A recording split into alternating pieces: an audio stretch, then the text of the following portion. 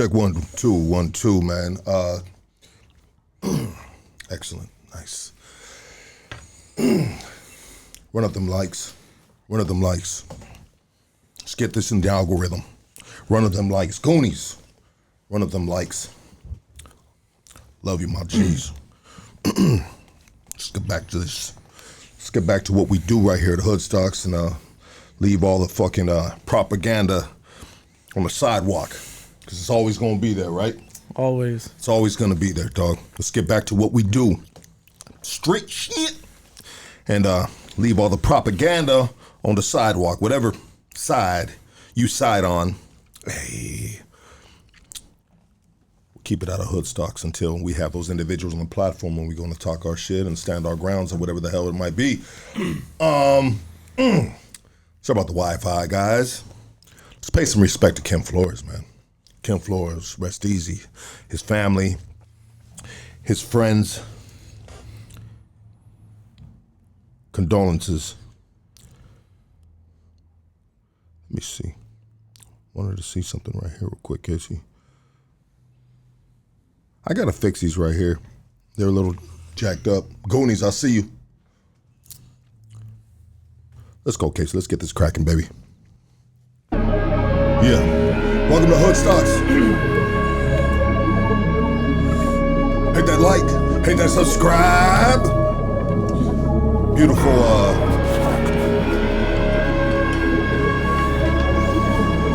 where we at, dog? What day? Tuesday? Yeah, Tuesday. Yeah.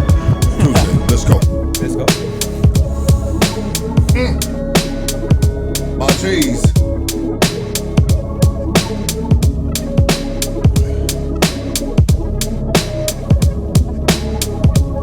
Hey, Southgate, stand up. Debbie here, HLP. That's the turf. Chop City. Farmer Lucky. What up, Paco? Yeah, We'll do the roast session in a minute about what I'm wearing, all right?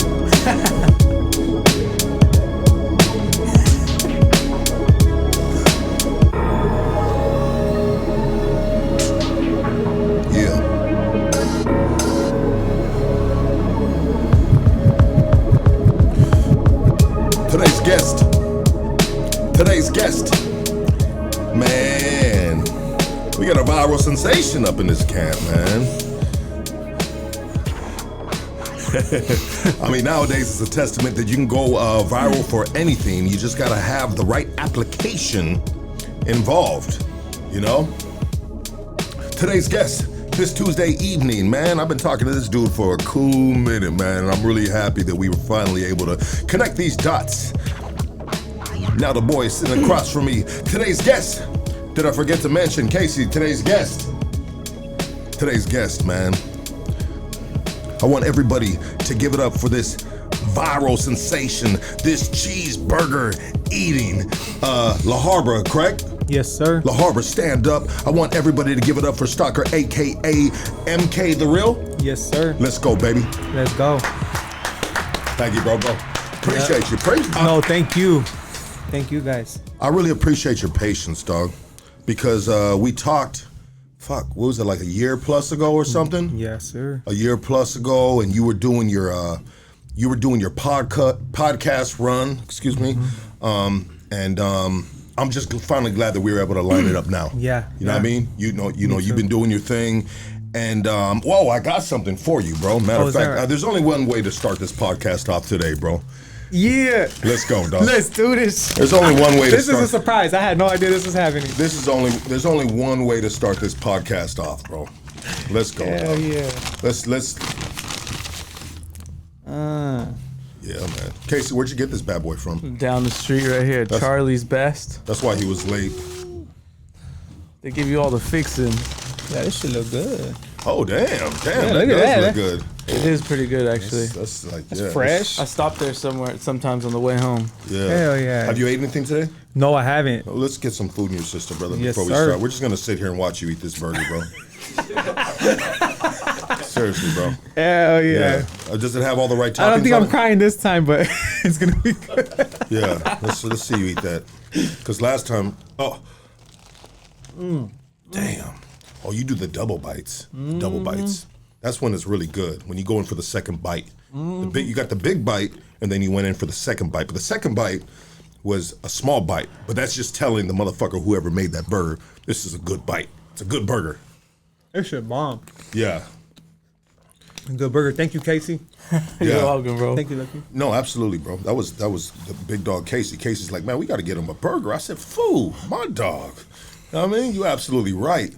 Does it have this 1,000 Island on it? I kind of like the 1,000 Island sometimes. No, it's not like an In-N-Out burger, but it's good. It's good. I like the little hole in the wall, mom and pops. Like, what is Right? it? What Like was that this one spot. called? It was Charlie's Best. Charlie's Charlie's Best. Best. Shout out to Charlie's Best. Good burger. Yeah, no, absolutely.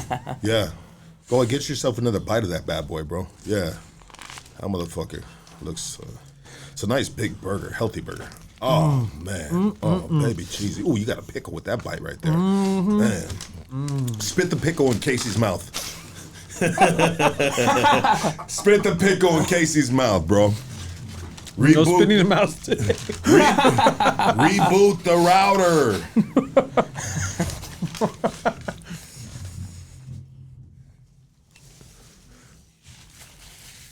Western bacon cheeseburger on me. Hey, On Lito. me. Number Hey, 5, Frankie. baby. Thank you, brothers.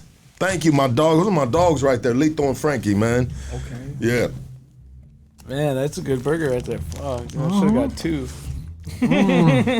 What? Nah, We'll be like handle monkeys. that, bro. Internet is messed up. Greasy, sloppy. So check it out, guys. We can do two things. We can end you guys out right now and continue this and upload this tomorrow. We'll continue ours on this side, or you guys deal with a little bit of the lagging. You guys call the shot on that. You guys call the shot. Adjust the rabbit ears. We're gonna do a GoFundMe for Lucky Router. I'll appreciate that, dog. But I think we're gonna figure that out. I don't think it's that serious, dog. We're gonna get a Starlink up in But here. we can just come on, man. It's easily fixed. Put down your purses. Damn, gyro lamb. It's back on excellent now. It's but back on excellent, yeah. Lucky want me to pass you the Wi-Fi password. Yeah, let me Yeah. get the Wi-Fi password, bro. What's up, fellas? Don't worry about it.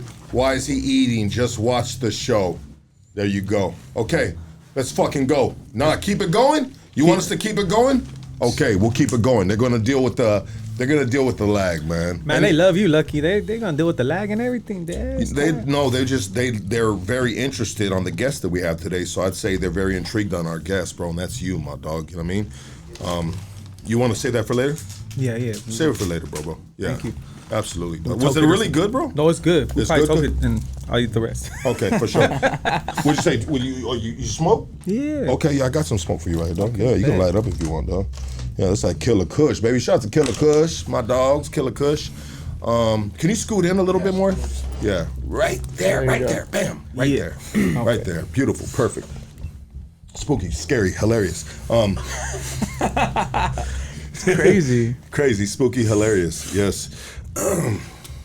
You know, one day, Lefty Gunplay is going to be sitting in his rocking chair and he's going to be telling his grandkids, I wrote the most amazing verse in my heyday. 4 words. It only took 4 words.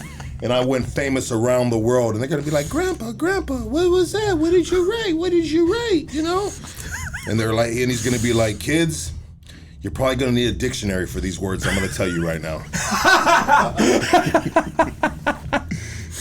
Because I pulled him right out of it.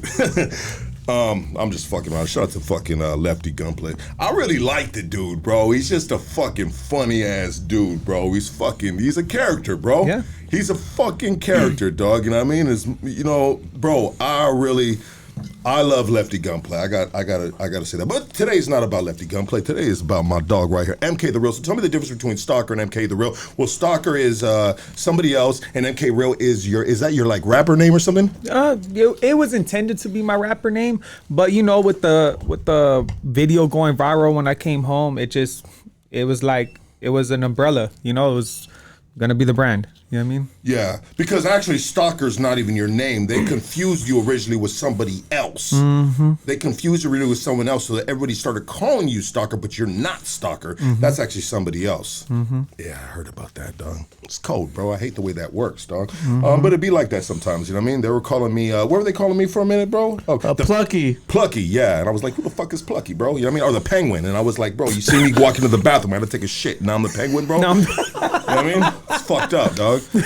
Yeah, you Straight the fuck up. You want to light one up, bro? I ain't never had none of this shit. So Oh, that's that Killakush, baby. Yeah, light that do up, this. dog. Let's Hey.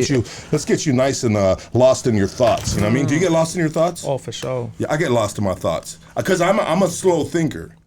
You know, You like to analyze everything. well, not analyze everything, but sometimes I'm like, you know, I'm just a slow thinker, bro. You know, but sometimes I'm quick with talking shit, but slow thinker sometimes when I'm trying. Well, with the Killakush. That makes sense. That makes sense. Yeah. Yeah, That you get you but like fucked up. like you know, you said you overanalyze things when you smoke, right? Yeah. For sure. For sure. How about when you're tweaking? I don't give a fuck about nothing when I'm tweaking. Nah. When I I'll will be be. tripping. I'll be just like, really overanalyzing shit. Yeah. No, for real. Yeah, like what the fuck is she looking at all my homies? You know? Oh shit! Like, One is of she them. looking- Yeah. She like she ain't even looking at one of my homies. She's All of looking them. at all my homies. You know what I mean? She gonna die 20 times. And then you next thing you know it, bro. You know what I mean? Like she's like the fucking Undertaker, bro, just catching bodies, homie. You know what I mean? The whole hood.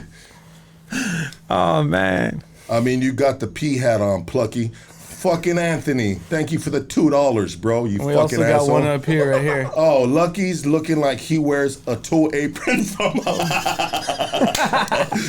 fucking assholes. You know what, bro? Check it out. This is my first pair of overalls I've ever owned in my life, dog. I've never owned a pair of overalls, dog. And I put them on today. Those are fly. I like Were they that. fly, bro? Yeah, yeah, You like they're it? No, yeah. Is it fitting? Yeah, You they're ripping. hard.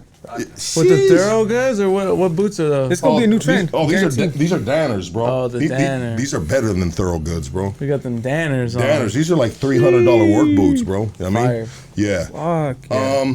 Thank you, dogs. Thank you, my G's. What else we got right there? Lucky, what the fuck, dude? Yeah, they're tripping on my fucking on my onesie. I got like this is like a grown man onesie. You know what I hate, bro? Not what I hate, but I always make fun of dudes. Oh, so I was in the apprenticeship, bro, and one of my dudes, my friends, right? He's a little dude, right?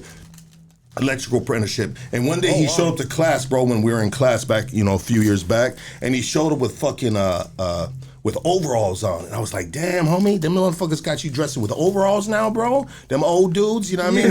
We're just like, damn, fool, we're talking shit, bro. You know what I mean? They're just taking them in there and fucking the shit out that little folks. He's like 18 years old, you know what I mean? Oh yeah, you gotta fuck him up. Yeah. Yeah, you know what I mean? He's like, Look, that overalls, easy access. Drop the overalls, little man, you know what I mean? And here comes fucking two old electricians in the electrical room, you know what I mean? And but anyway, overalls are kind of funny sometimes when you see dudes wear. So there's a certain trade that wears overalls all the time. I say iron workers wear overalls. Definitely. Elevator mechanics wear overalls. There's certain trades that can get away with working overalls, but then you see old dudes. Well, and they don't ever make the only ones that make overalls look dope are probably iron workers, bro. Oh yeah. Because iron workers are just kind of like grimy, Yeah. gritty dudes, and then they roll their pants up, bro, and they're just like they really rock the overalls, bro. Right here, Yeah, Green they do. Oz. What do you say? Oh, Lucky needs a Casey hat to complete the Mario. Fucking assholes, bro. Carhartt overalls. No, these are Dickies, bro. Bro, Dickies. Carhartt overalls. Anything Carhartt is expensive, dog. Yeah. Yeah. I didn't even know what the hell Carhartt was till I came home. But that's a cool brand. But there's some good there's shit. there's a website called Sierra Post, I think, that sells a lot of Carhartt stuff for half price. I think it's called Sierra Post. Bro, you look familiar, bro. I know you. Oh, okay. You look like a homie I know, bro. What's up, my dog? Yeah. Rooster, Lucky just made a sword and his shed before the shed made a sword. Made a sword in your shed before the podcast. Before the pot, bam, bro. And that's a cool trade too, bro. Shout out to my dog Rooster, man. Tucson, Arizona. Stand the fuck up. Bro, the fucking, what do they call those?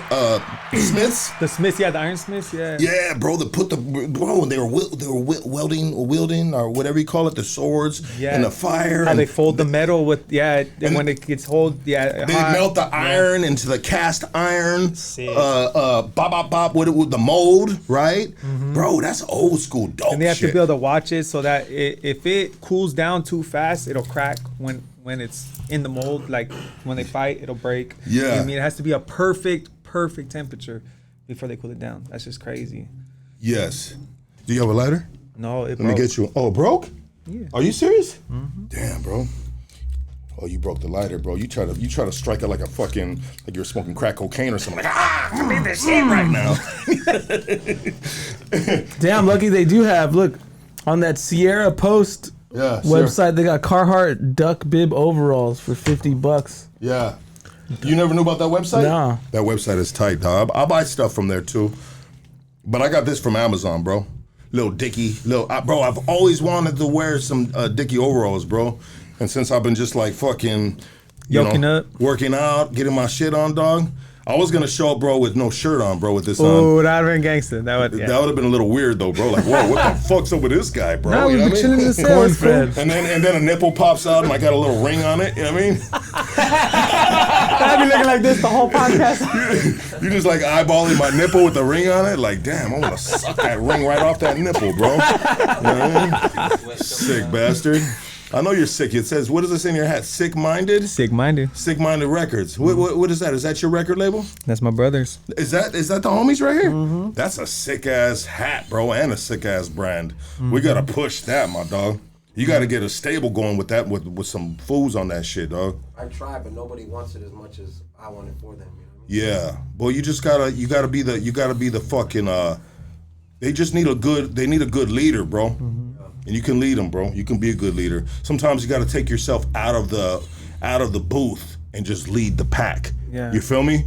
You know, hey, homie, I ain't gonna be rapping, but Smitty's a rapper too. So if you're like an artist, the record label. I mean, I don't know. So maybe that's sometimes different. Do you feel what I'm saying? Yeah. I mean, I think it would be a good conversation to have that one day we'll have, bro. Yeah. You know what I mean?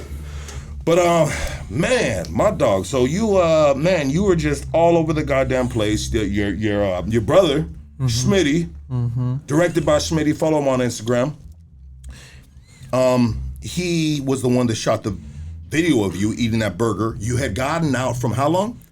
15 years. You got out for 15 years, fool? Mm-hmm. What'd you go away for 15 years for, dog? I was convicted of attempted murder, street gang terrorism, armed robbery. With the gang enhancement, and then I caught new cases while I was inside as well. So okay, so you're going in on it. I mean, you were doing your time, bro. Yeah. I'm not. Check it out, bro. I don't want to paint you like that, bro. When you're doing time in Southern California, hey, homie. It is what it is. Yeah, it is what it is. 100%, bro. You got to go with the flow, baby. Mm-hmm. So. You do 15 years, you get out. How long were you out? Did Smitty pick you up? Smitty picked me up from the gate. Damn, shout out to Smitty, dog. Yep, drove up to Kern Valley. I paroled from Kern Valley from B-Yard.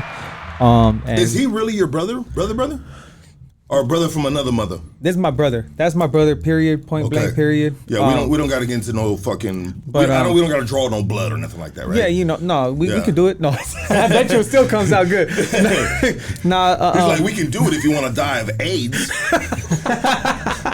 Sorry, that'll take 20 years. I'll just play with you, my boy. Don't draw my blood, homie. Shit, that's on you, bro. You draw my blood, homie? Shit, you fucked up. That's my brother, though. We met in a placement. He was actually my roomie in a placement that we were in. Right. You told me that story on the podcast. There you go, dog. Okay, makes sense. And so you guys created just a lifelong bond that you forever be brothers because you were just at a young age together, adolescents, man, kids, man, that were in just a tough predicament, we'll call it, right? Yeah. You know, tough predicament in life, and you were able to relate with the homie. Oh, yeah. Well, it all started with, we kicked it, but, we were kids. So, we had different friends and stuff, but I remember one day I got into some trouble with the staff, and They put me back in my room, like they had, restrained me and all this, and they put me out of my room, and I was pissed. So I told him, he was outside playing. I told him, break the window, throw a rock at the window, break it.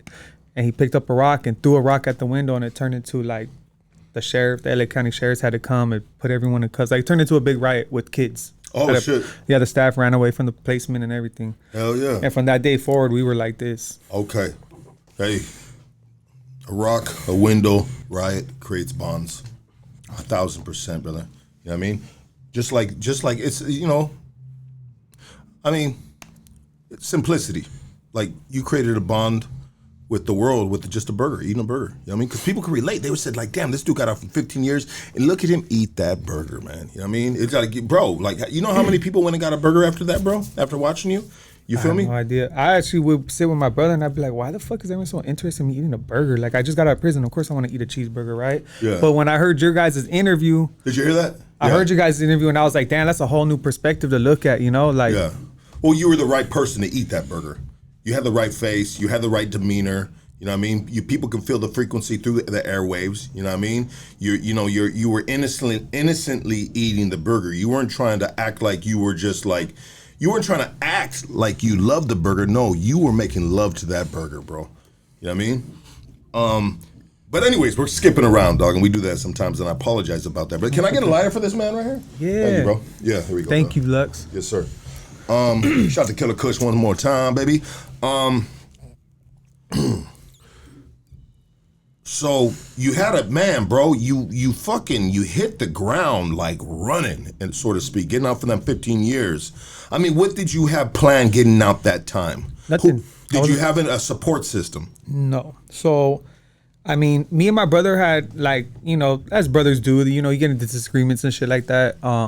We hadn't been talking for a while, like not like a long while, but maybe like a couple months or up to a year before I paroled. I wasn't supposed to parole till 2035. Recent new things, changes in the law, happened in California. I was able to get resentenced. 5 days before I was coming home, my lawyer calls me and it's like, hey, you're going home on Friday. And I was like, the fuck? I had no plans. Like, why would I have any plans? I'm not supposed to get home for another 15 years, right?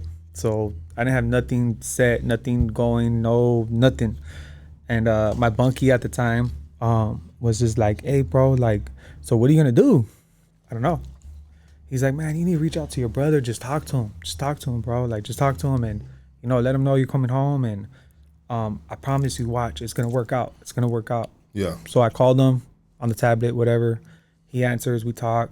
And, from that day forward, it was like, there was no real plan. I didn't be like, oh, I'm going to be on social media. I'm going to do rapping or I'm going to, it was none of that. Who was your support system when you were down for that 15 years? The friends I grew up with, Where's your family at, bro? Is it okay if I ask you that? No, for sure. I got nothing to hide. Your mom, pops, where they at? My dad, he's in Vegas. He's a tattoo artist in Vegas. He doesn't, how can I say it? He doesn't support, obviously, the lifestyle that I lived. So he's like one of the old school fathers. Like, he shows his displeasure by, like, shutting down. But he's a tattoo artist. And he grew up like around homies, and he grew up around this that lifestyle. But I don't know. I can't really. I mean, I can't read his mind, but I can only guess at what it is. I mean, the whole time I was busted, he visited me one time, and it was to say goodbye when I went upstate, which I appreciated because it's got to see my dad. But it's the only thing, only thing he ever did really. He didn't touch you with no money, no $20 at least here and there or anything. He did one time. I won't say why, what. I never asked him for nothing. That was my choice. I never chose to ever ask him for anything. I made the choices that I made as a man to go do what I did. And so I never asked my dad for nothing. And I didn't meet my dad till I was 12 years old. So. Okay. You know what I mean? Yeah. Yeah. And the reason why I'm starting like this, bro, I'm not starting all the way back with you. Or maybe I should. I don't know. I feel like you got those pieces already in the airwaves, bro. So let's start where you left off, so to speak. Let's do it. You feel what I'm saying? Yeah. Yeah. I don't want to. And then moms, during those 15 years, Mom's was there as much as she could. You know, she lives this game too, so she like, you know what I mean? She from the lifestyle too? Yeah, she from the lifestyle too. So, okay. Yeah. Grandma passed away. Aunt?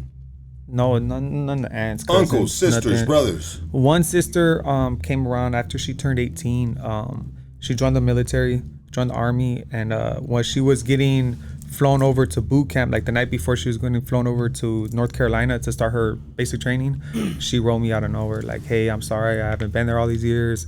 Like, I just want to know I love you, and you know, like, I'll stay in touch now, you know.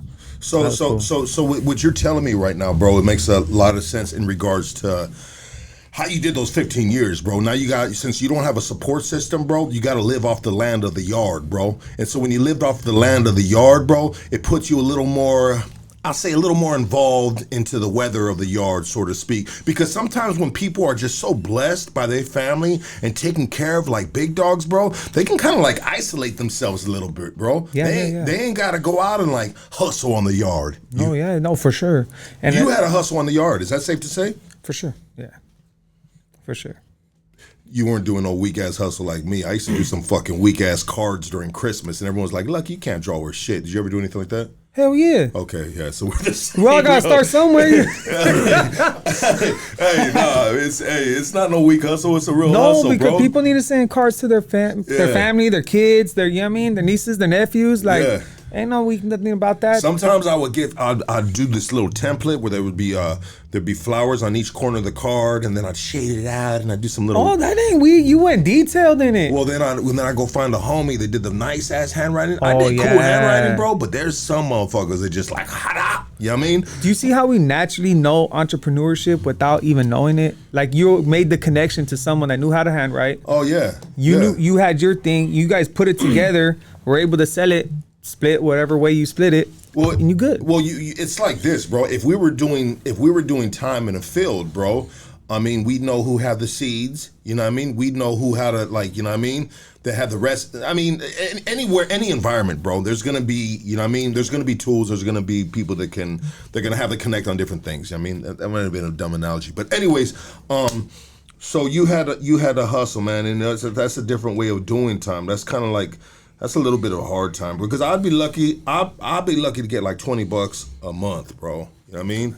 And I'd be like, fuck yeah, bro. And I had the same list I get every single time, bro. Like a couple cases of soups, you know what I mean? A couple bars of soap, you know. A coffee. I mean, I don't know, bro, but I know how it is to do time with the bare minimal. You know what I mean? Yeah. No, yeah. But then one time I got some shit from one of my homies, bro. And we were like, fool, we gonna stack our lockers, dog. We gonna stack our lockers, bro. You know what I mean? And we ain't gonna touch it, homie. Next thing you know, fool, we were fucking spun the fuck out, bro. I was jacking off all over the cell, bro.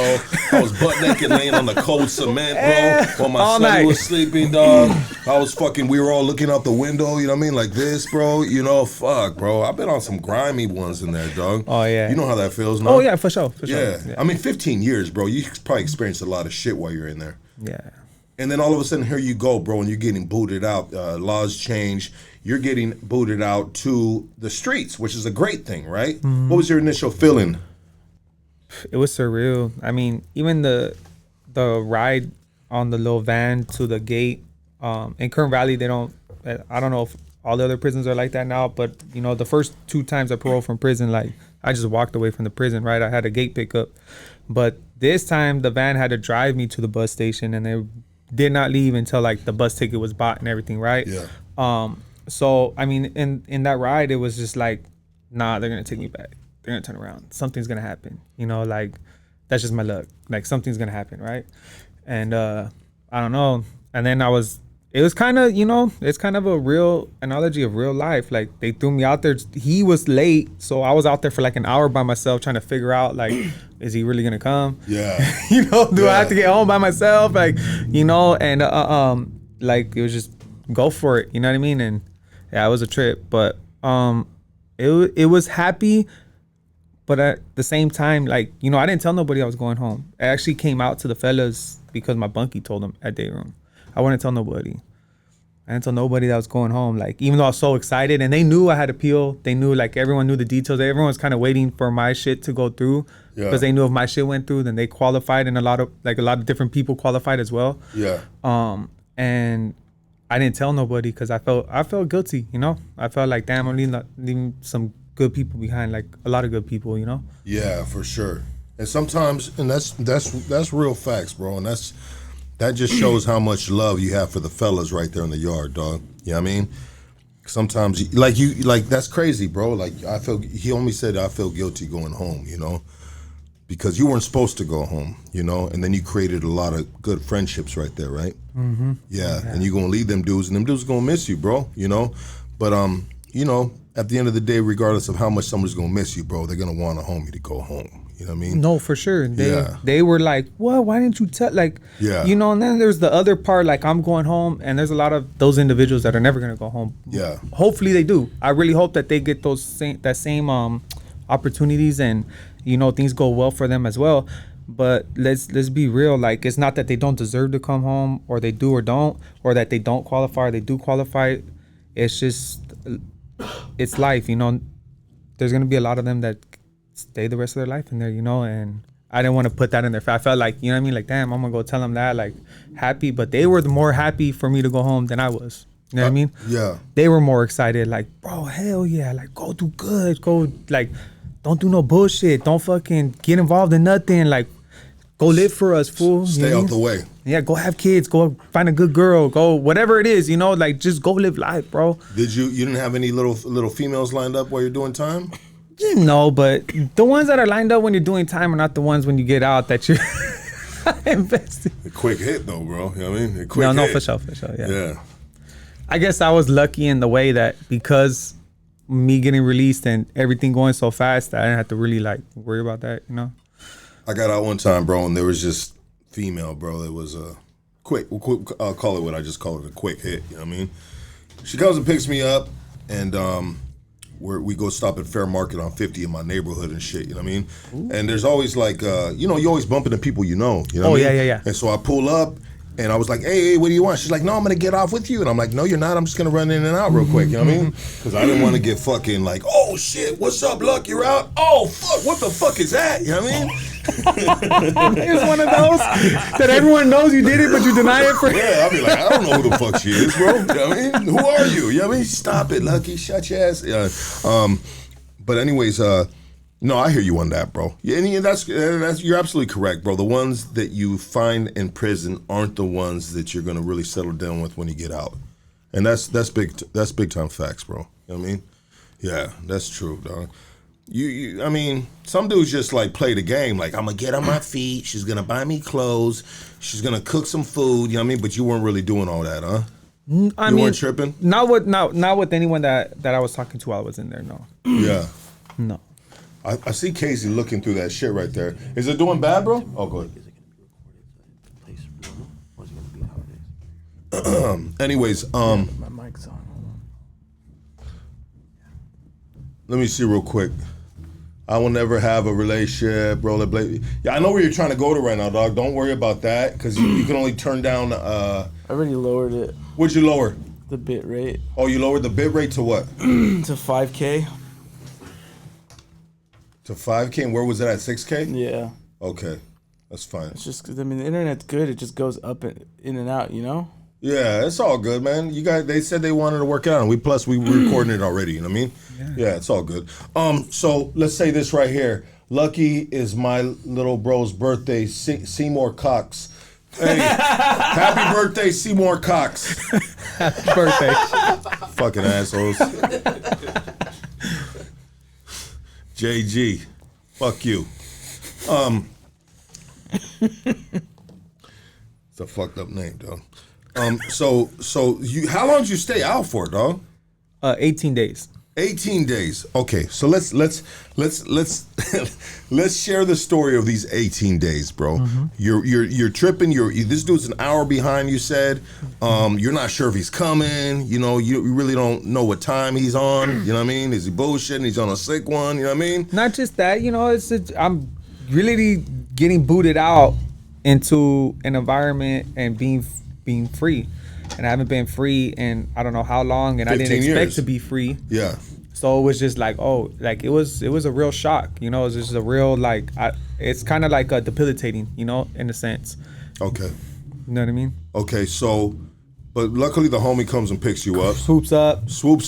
Was I late or did you get kicked out early? Because I remember you being out early, and that's what made me late. Might have been where I was early. It might have been that. Might have been that for Yeah, sure. you don't like the late part right here. He's like, no, I was on time. Pretty fucking close. I give you that. It's possible, you know.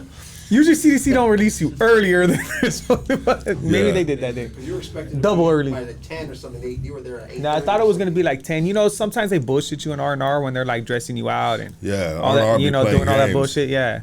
Yeah. So I kind of expected that I was gonna be a little late, but I'll be like, give my shit, you little bitch.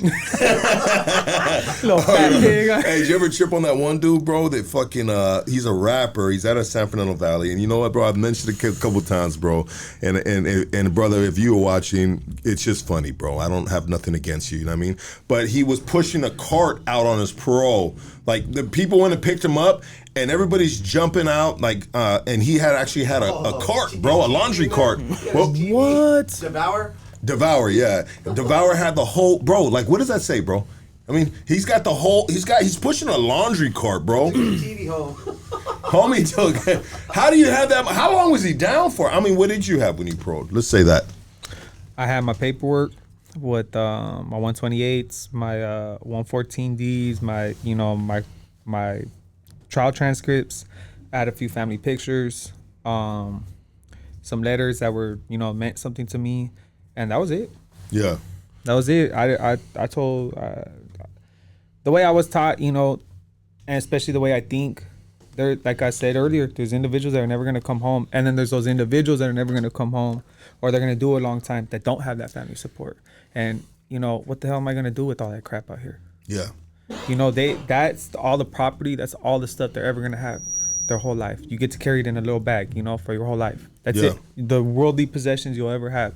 If I can, you know, one that I want to look at it again later on, because I don't care. I survived that. I went through what I went through. I can think about that all day. And as a matter of fact, it keeps me grounded thinking about that all day, you know, where I was at. It wasn't that. It was just, you know, there's people in there, like, I would tell, man, if they let me out in boxers and socks, I'll be cool. I don't need to look good on the bus for no chick that I'm not gonna, you know, do nothing with on the way home, you know, to see my family. I don't need to do all that, you know. Yeah. You know what I mean? Yeah, no, for sure. I mean, freedom is freedom, brother. Obviously, having cool, nice stuff is an absolute luxury, right? Oh, yeah. And you feel like $1 million, but fuck it, freedom is freedom, bro. You know what I mean? If you are there in a paper jumpsuit and a pair of Jap flaps and a fucking white T-shirt, homie, and a fucking briefcase, vanilla or whatever, you know what I mean? Like, fuck it, free, homie. Yeah. Yeah, you know? That was all. But yeah, that's crazy. He took his TV. What? I don't know if he took his TV, and I ain't got nothing.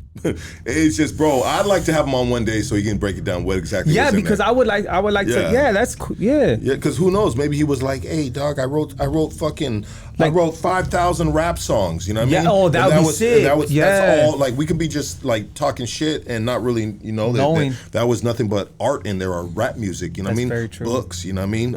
Manila folders and blah blah blah. So 18 days. How long did that 18 days feel like, bro?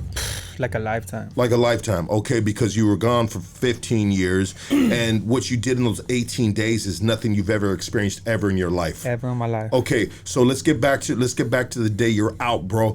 Homie picks you up, directed by Smitty, picks you up, and how far was it that same time that you went and got that burger? Oh yeah, that was literally like as soon as I jumped in the car, it was like because I had only found out I was getting released 5 days before I was getting released. Everyone else that gets released now in California gets a debit card. You know how they used to give you cash or whatever, the 200 gate money? Yeah. They give you a debit card now. Okay. But since they didn't have time to, like, you know, make me a part of that process with the people, other people are getting out there, they give me a check. Okay. So I don't have an ID. Yeah. And I have to figure out how to cash this check. So we went and figured out how to cash the fucking check, and then we went straight to Carl's. Okay, so you go to Carl's Jr. and you just what kind of burger was that, bro? What was it? The Diablo burger. Yeah, because I wanted to get the double Western, because that's like my shit from a kid. Double Western's good, bro. That's just pretty, like, it's timeless, right? Yeah. But I see. It's timeless. 100%. Yeah. 100%. So, but then I don't know. I seen the Diablo. I was like, fuck, if I'm gonna go big. You know, like fuck it. Like, let me soak in this freedom. Like I'm gonna eat a fucking bomb ass cheeseburger right now. Let's go. You know. Yeah. So I ordered the Diablo burger. Nice. And the milkshake and all that. Yeah, I was just like, fuck it. Like, enjoy it. You know. Hell yeah. And the homie, thank God the homie. Well, that's what he does, right? You know what I mean? He picks up cameras and he records people. You know what I mean? He's like, fuck, I'm gonna get this dude on tape. And he even tell me. He just whipped out his phone and was like, start telling me this. And I was like, what the fuck? Yeah. And so how soon did he upload that video, bro? How soon was it?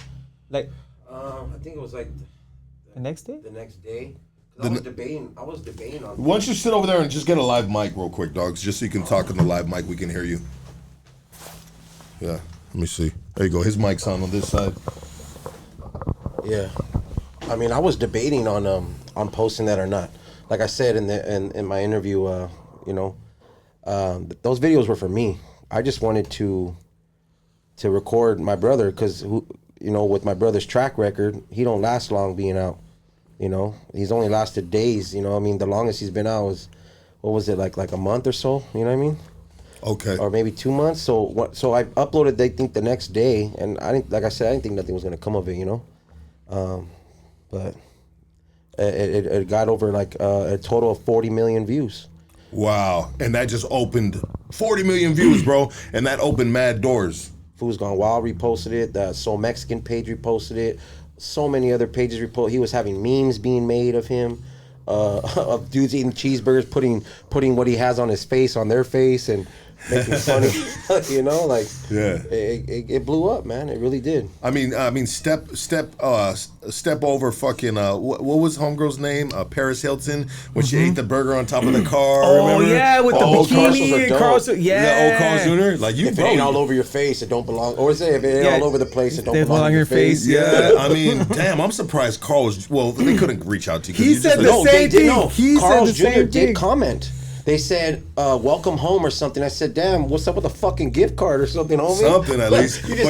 But you know what? If you didn't have the tattoos on your face, then bro, you would have fucking, damn, bro, they would have got you, bro. They commented, the official, it's on there still. If you look, it's on there.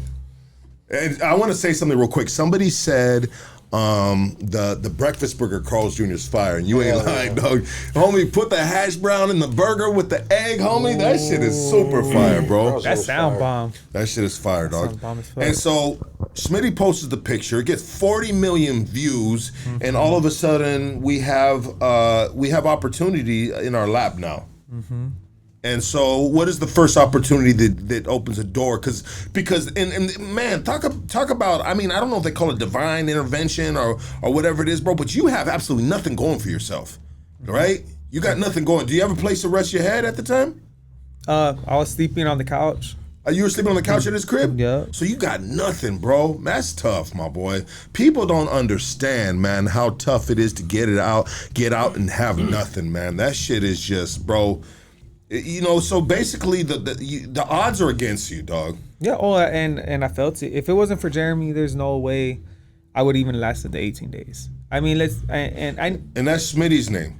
Oh, Jeremy. Yeah, sorry. That's Smitty, my name too, bro. Oh, really? Yeah, that's my name too. Me and him got the same name, Jeremy. That's tight. Hey, Jeremy. So thanks, got nothing. Exposed me, homie.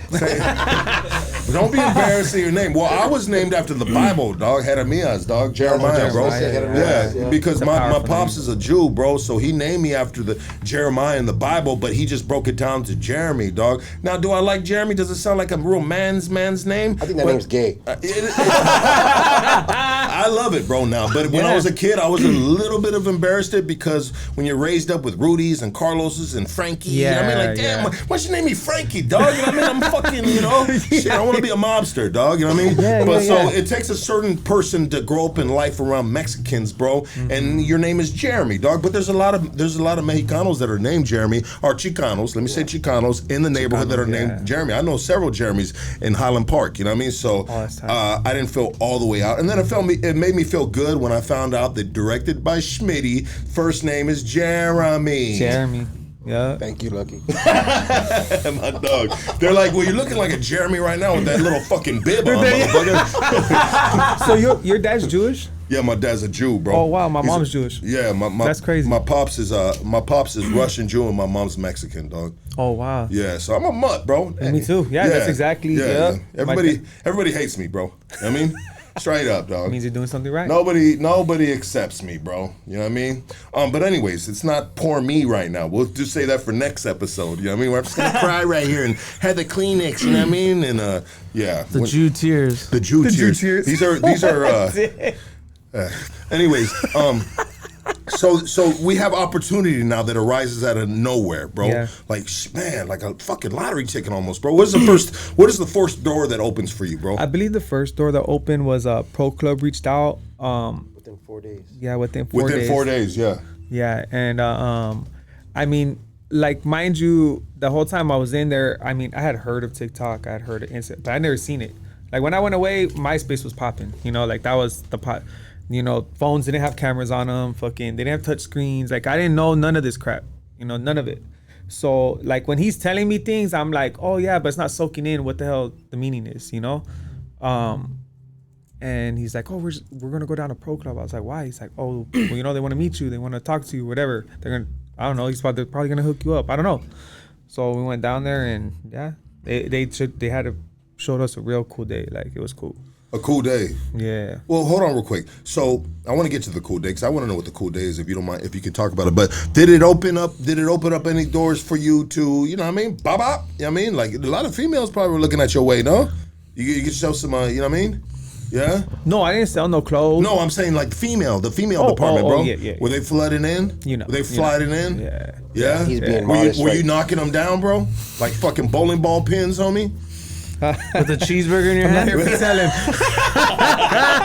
the cheeseburger in his head. Hey, all these bitches are like, eat a cheeseburger while you fuck this shit one out was of me. telling every chick, hey, look, I want to film my brother, like, you know, going in there swearing he's gonna, you know, take him down, and you know, like you're gonna, you know, just half an hour 45, you know, you're just gonna tear him up forever. And then, you know, 5 seconds later, and the girl's right there, like, that's it. You know, he was trying to convince him to do the film. I want to do a skit because we're doing his first time doing this. I was gonna say first fuck, and then have him literally be like 5 second skit and be like, you know, like her just really good, bro. Yeah, that would have been funny. Yeah. Or he walks into the room and there's a sexy ass girl laying on the fucking bed, bro, and then he looks at the fucking her vanity and there's a cheeseburger laying on it.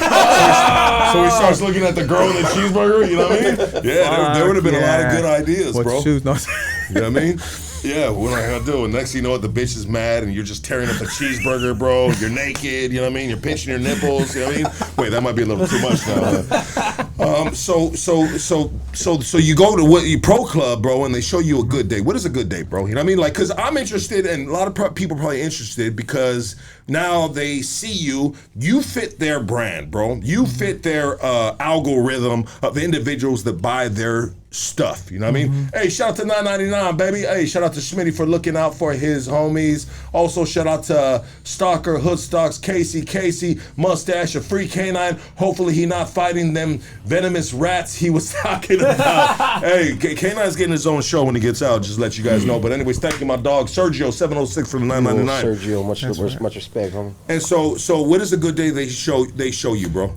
Well, we get walk us through it, yeah. Yeah, we get to the warehouse, we pull up, and you know, it just looks like a regular warehouse until you get to like the front where the windows at and stuff, and we go in there, and I drew in there too, and I like, you know, as an artist, I like appreciate it. Just like when I walked in here, this is badass vibes, but thank you, brother. Yeah, I like these vibes, but it was like, you know, it was cool. I was just tripping out on everything, and like, you know, there's other artists in there, people that were coming in, you know, that are sponsored or whatever. They come in and get their clothes, and I was just tripping out who everybody was. You know, they're telling me like they're just spitballing ideas. It was kind of just like how could I say it? There was no real plan. You know, nobody knew what the plan was from when I walked in there. Yeah. I don't even think they knew. Like, it was just like they invited me over, and then they wanted to catch a vibe with you. Yeah. And then take it from there. Yeah. Like, you know, because you know, bro, and it makes sense. It makes sense. Like, have the homie pull up, and we're just gonna, you know, see what, you know, just, hey, what's up? Catch a vibration with you. See, you know, hey, are you cool? Are you a dick? You know what I mean? You know, that's basically what it is, right? You know, and so you get there, you catch the vibe, and where does it go from there? What was the guy's name that took us to the back originally?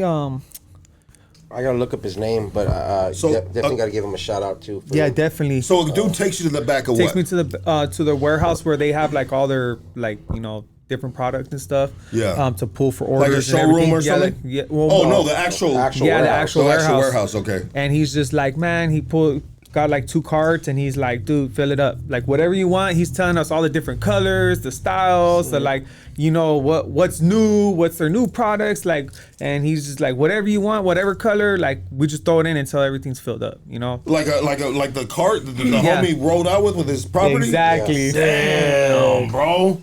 That's sick, dog. Yeah, that was tight. Where Smitty over there like, hey, dog, 3X. I said, what's up with my box? They go get him a cart too. Yeah, that's exactly what they did. Yeah, they were cool. Hey, that's they what I were like cool. about Smitty. Smitty's like, shit, Yeah, he from the hood too. He's like, I'm gonna get mine. I'm gonna get mine too. Yeah.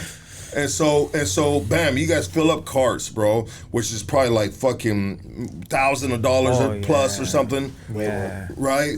Yeah. And that's awesome. So you get the cart, and now what do we do from there? So we're like walking out, and the individual that works for Pro Club that was doing everything with us, he like gets a call, and there's some other people coming through, Little One. The rapper Little One's coming through. Yeah. And then the Beso Brothers, what are they called? The Coyote Brothers? The Coyote Brothers? Yeah. They were coming through. Yeah. And it was just like, hey, like they're going to do a photo shoot. And my brother spitball, like, it was already planned. Oh, so was it? Mr. Little One already planned to meet us there. But we were unsure about what we're going to do with you, but we're going to incorporate you in that skit. Okay, that's how it worked. Mind you, he's the one that even my social media, he dealt with it. So like he's just like, hey, we're gonna do this, bro. All right, let's go. So Little One's pulling up with you. Shout out to Little One. I haven't talked to him for a minute. We lost a little bit of contact. Shout out to and shout out to the Yodi brothers too. The Yodi brothers, they were cool. The dudes they doing the damn thing, man. You gotta respect their fucking craft, dog. You know what I mean? Yeah. And so these dudes are all there. You're there, bro. And what exactly is happening? Did you end up in the photo shoot or what? What's that? As a matter of fact, like he said, Little One and him were just like, yeah, let's have him doing this. Let's do, we did a photo shoot with like on some the Pro Club lowrider bikes, and then like we helped do some promotion for an event that was coming up that Little One was helping out or that he was doing or whatever. And they were just telling me what to do. It's basically like acting like, hey, we're gonna do this. This is the words you're gonna use. All right, let's go. And then we take a take, and then that's it. Oh, so it's actual video. Yeah. That you had words. Mm-hmm. Okay. And what exactly? Do you remember what you said? No, I don't even remember. It was. Was it like something hood shit? Like, hey, dog. Oh, we talked about Pro Club. Okay. Being what I wore in prison. Being like, and which is true. Obviously, you see in the pictures in the video with the hamburger. I'm wearing Pro Club. This is one of them too, Lux. That's one. Oh shit! Let me see that, Casey. Hand that to me, huh? Yeah. Sorry. Fucking Schmitty's got to be all in the front, bro. Hogging up all the airspace. No, there's a lot of them, because that was my photo. Tell the truth. Yeah, no, we took a bunch of different takes. I'm just fucking with you. Yeah, because I was in that one. I posted that one. That's a sick pic, dog. That's a cool pic, man. As a matter of fact, I asked Pro Club about this. They let me. There's like this mirror that Pro Club has in the warehouse that like a lot of artists and stuff like wrote on with marker and stuff, like whatever, put their name and all that. I have my name on there. I want to see if they. You know what? I think this is a perfect time for this right here, dog. Casey, put the camera on me. Hey, we are officially sponsored by Shockaware, dog. Shockaware is more than streetwear. It's culture, lifestyle of individuality, and self-expression through clothes. Bang, bang. Hey, check it out. I want you guys to go to shockaware.com. Use hoodstocks 15. Get yourself 15% off. And shout out to the whole Shockaware fucking camp, dog. Yeah. I love you, my dogs. You know what I mean? And thank you for believing in the channel right here. Let's continue this interview, dog. Just pumping. Hey, wait till I had to do that. I had to do that. But they're a part of this story too. No, that's what I'm saying. Wait till we get to the moment of Shaka, and you're gonna see. And that's 4 days from now in the story. Okay, thank you.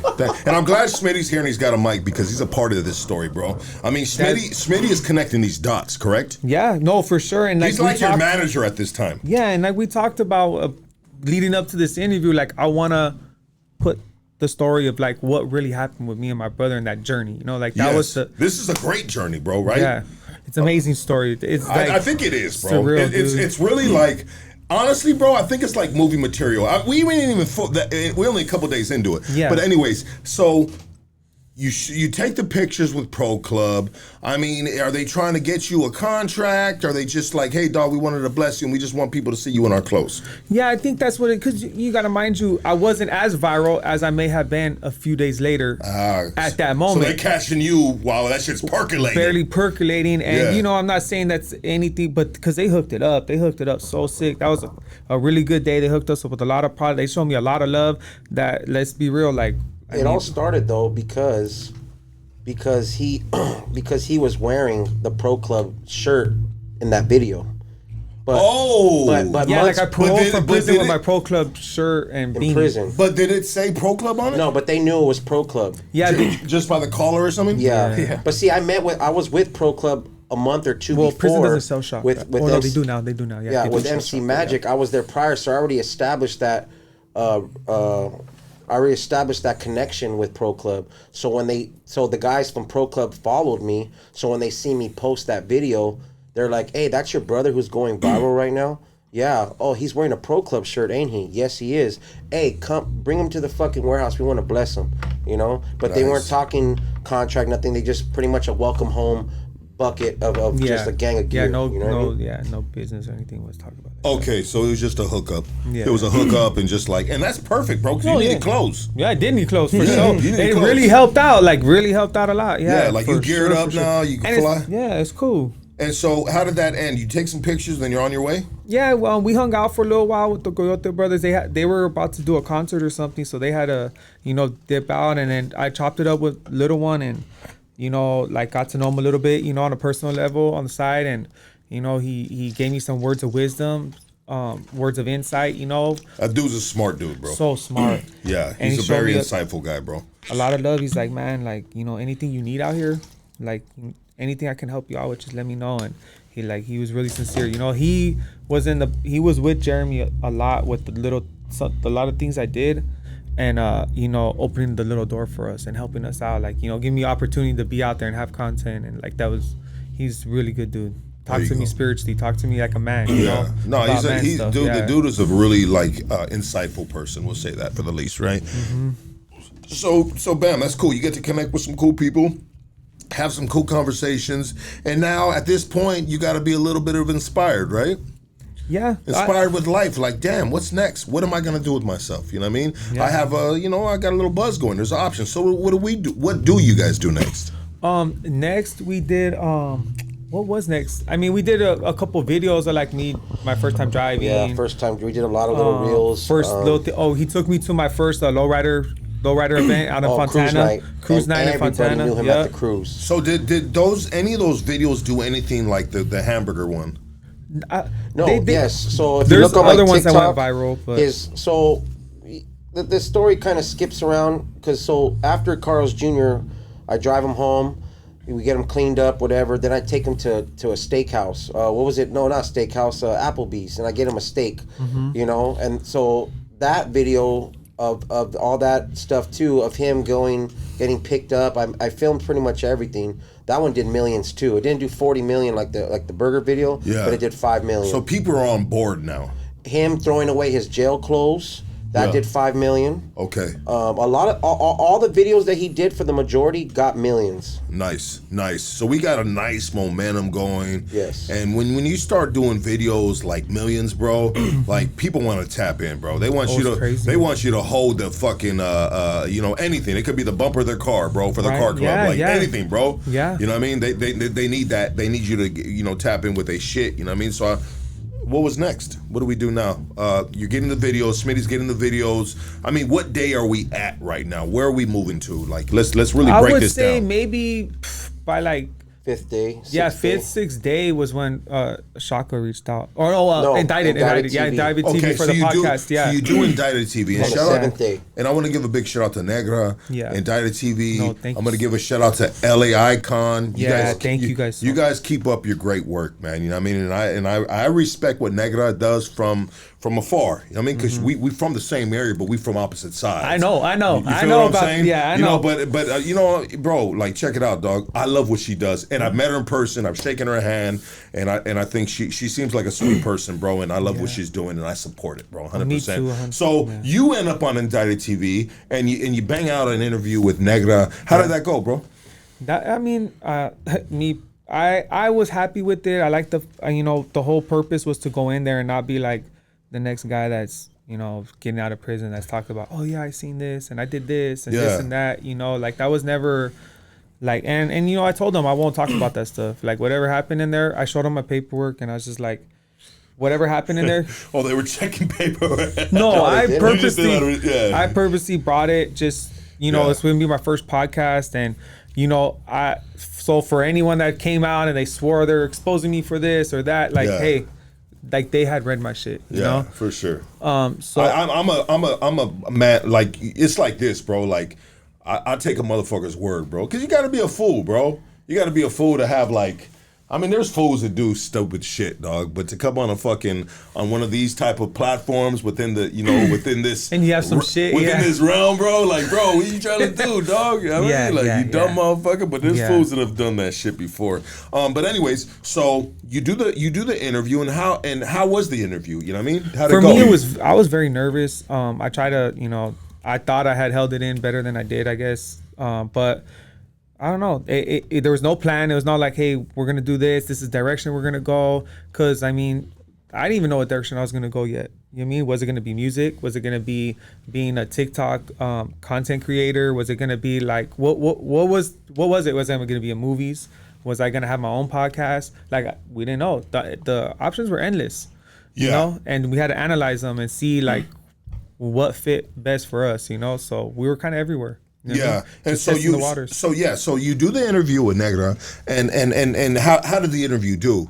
Did it do some good views? Oh, I think it's one of their top like 5 or 6 because I think it's like over 70,000 views. Yeah, that's a good interview within this subculture realm. Subculture, yeah. You know what I mean? So that's a good interview, brother. That's a respectable amount of numbers. How long was the interview? Do you remember? Hour and a half, something like that. Hour and a half. Yeah. Okay. Because it seems like a lot of her interviews are around that realm. You know what I mean? And I check her out once in a while, dog. You know what I mean? And I'll hit the like or whatever, shit like that. So, anyways, you do the interview, and here we are now. Where we at now, bro? You bust your first interview out. Well, at that moment, you got a buzz going, dog. Yeah, I do. A huge buzz going. I do. It caused a little bit of how could I say it, like hecticness in my life, because there were like females around or whatever, and then now I got all. Say it. Should I tell the story? Yeah, fuck it. It's hoodstocks, bro. I mean, as long as it's not incriminating yourself. No. Okay. Yes. And I don't. So I won't say a name or nothing because it could affect her. Okay. And her career. Let's name her Pepita. Pepita. Okay. Yeah, Pepita. Bro. Well, when I came down in 2023 to the county jail for resentencing. They put me in what Orange County is like, the equivalent of the gang mod in LA County, right? Yeah, and I've been in the gang module before, 3400 row, but back in the day, 6-man cells, bro. Anyways, go ahead. So they have what's called a P module. Everything's like P mod is like the high security, like the guys that whatever, right? They put me in there, and there's this nurse that comes by every day. And she's the only nurse that ever passes out meds like in the mornings, right? And she's pretty. She's like early 20s, whatever. And the nurse in the county jail. And her name is? I can't. No, Pepita. Pepita. Yeah. Pepita. So you meet this nurse named Pepita. Pepita, yeah. And she's and so you're an inmate. Yeah. And she works there. Mm-hmm. Oh, so you pulled her? Go ahead, tell me the story. I like these stories, bro. only the fucking really, really good looking homies pull that shit. I'm not trying to fucking. I don't know, man. The good looking homies, man. I'll be just like, man, fuck you, fool. I'm better looking than you, dog. Where the bitches at? You know what I mean? And none of them officers are near me, bro. But go ahead. I always thought because my teeth, I like my teeth are fucked up. You know what I mean? My teeth are fucked up. I can't pull none of the CO bitches. You know what I mean? Fuck. But anyways, I'm not showing my teeth. No, my teeth used to be fucked up, bro. Oh, you got them redone? Yeah. I got braces. That's and how shit, it bro. looks when they get done. I got braces. No, I got braces, and then I had one time I was smoking meth and a tooth fell out, and I just grabbed it real quick and put it in my pocket, bro. And then I swear that's a real story, dog. I swear to God, Put it bro. in milk, homie. Put it in milk. No, I put it in my pocket. I was like, what the fuck? That's a fucking tooth. You know what I mean? Fuck yeah. You know what I mean? And put it in my pocket, bro.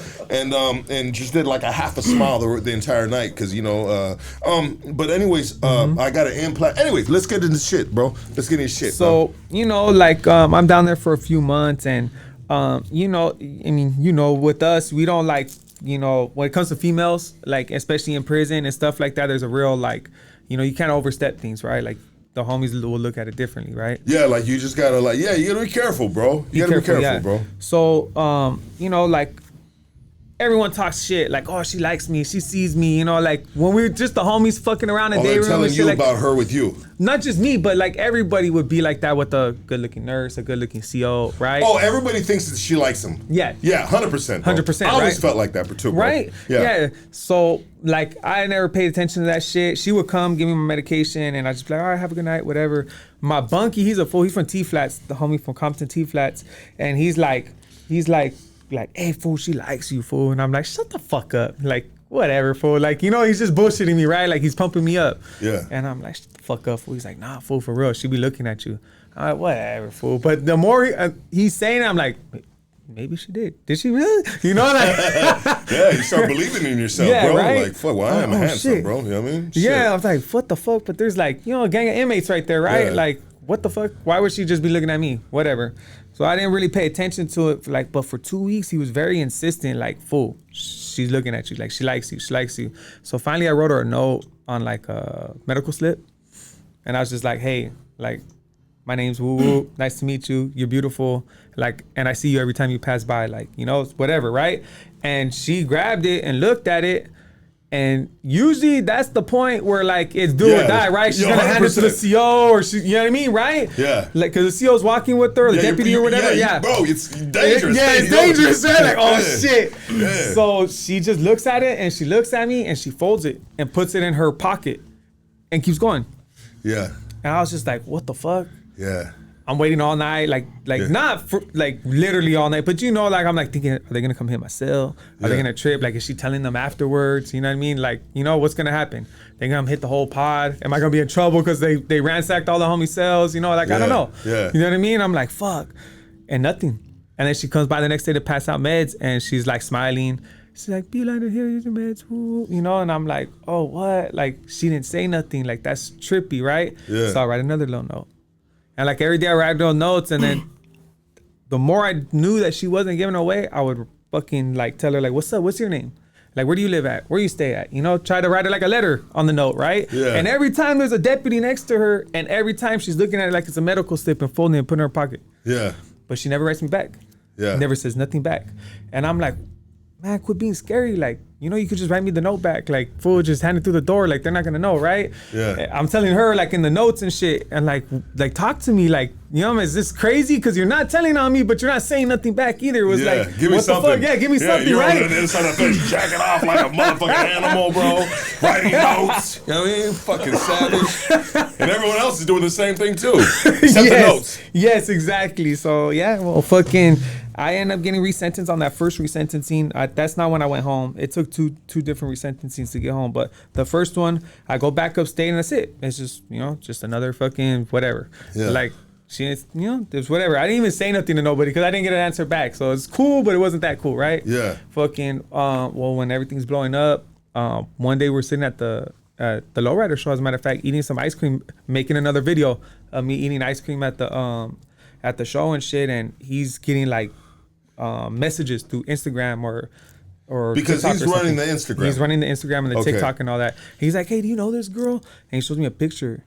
And I'm like, I know her, but who the hell is it? Like, I'm trying to think from the past, And like, and I'm like, what the fuck? Like, was it a drunk night? It's a familiar face. Yeah. But I know the face. I just can't think of who it is. And I'm like, what the fuck? She what called the you fuck? by her real name. And how much time is this from how much of a time? This is even before Shaka, right?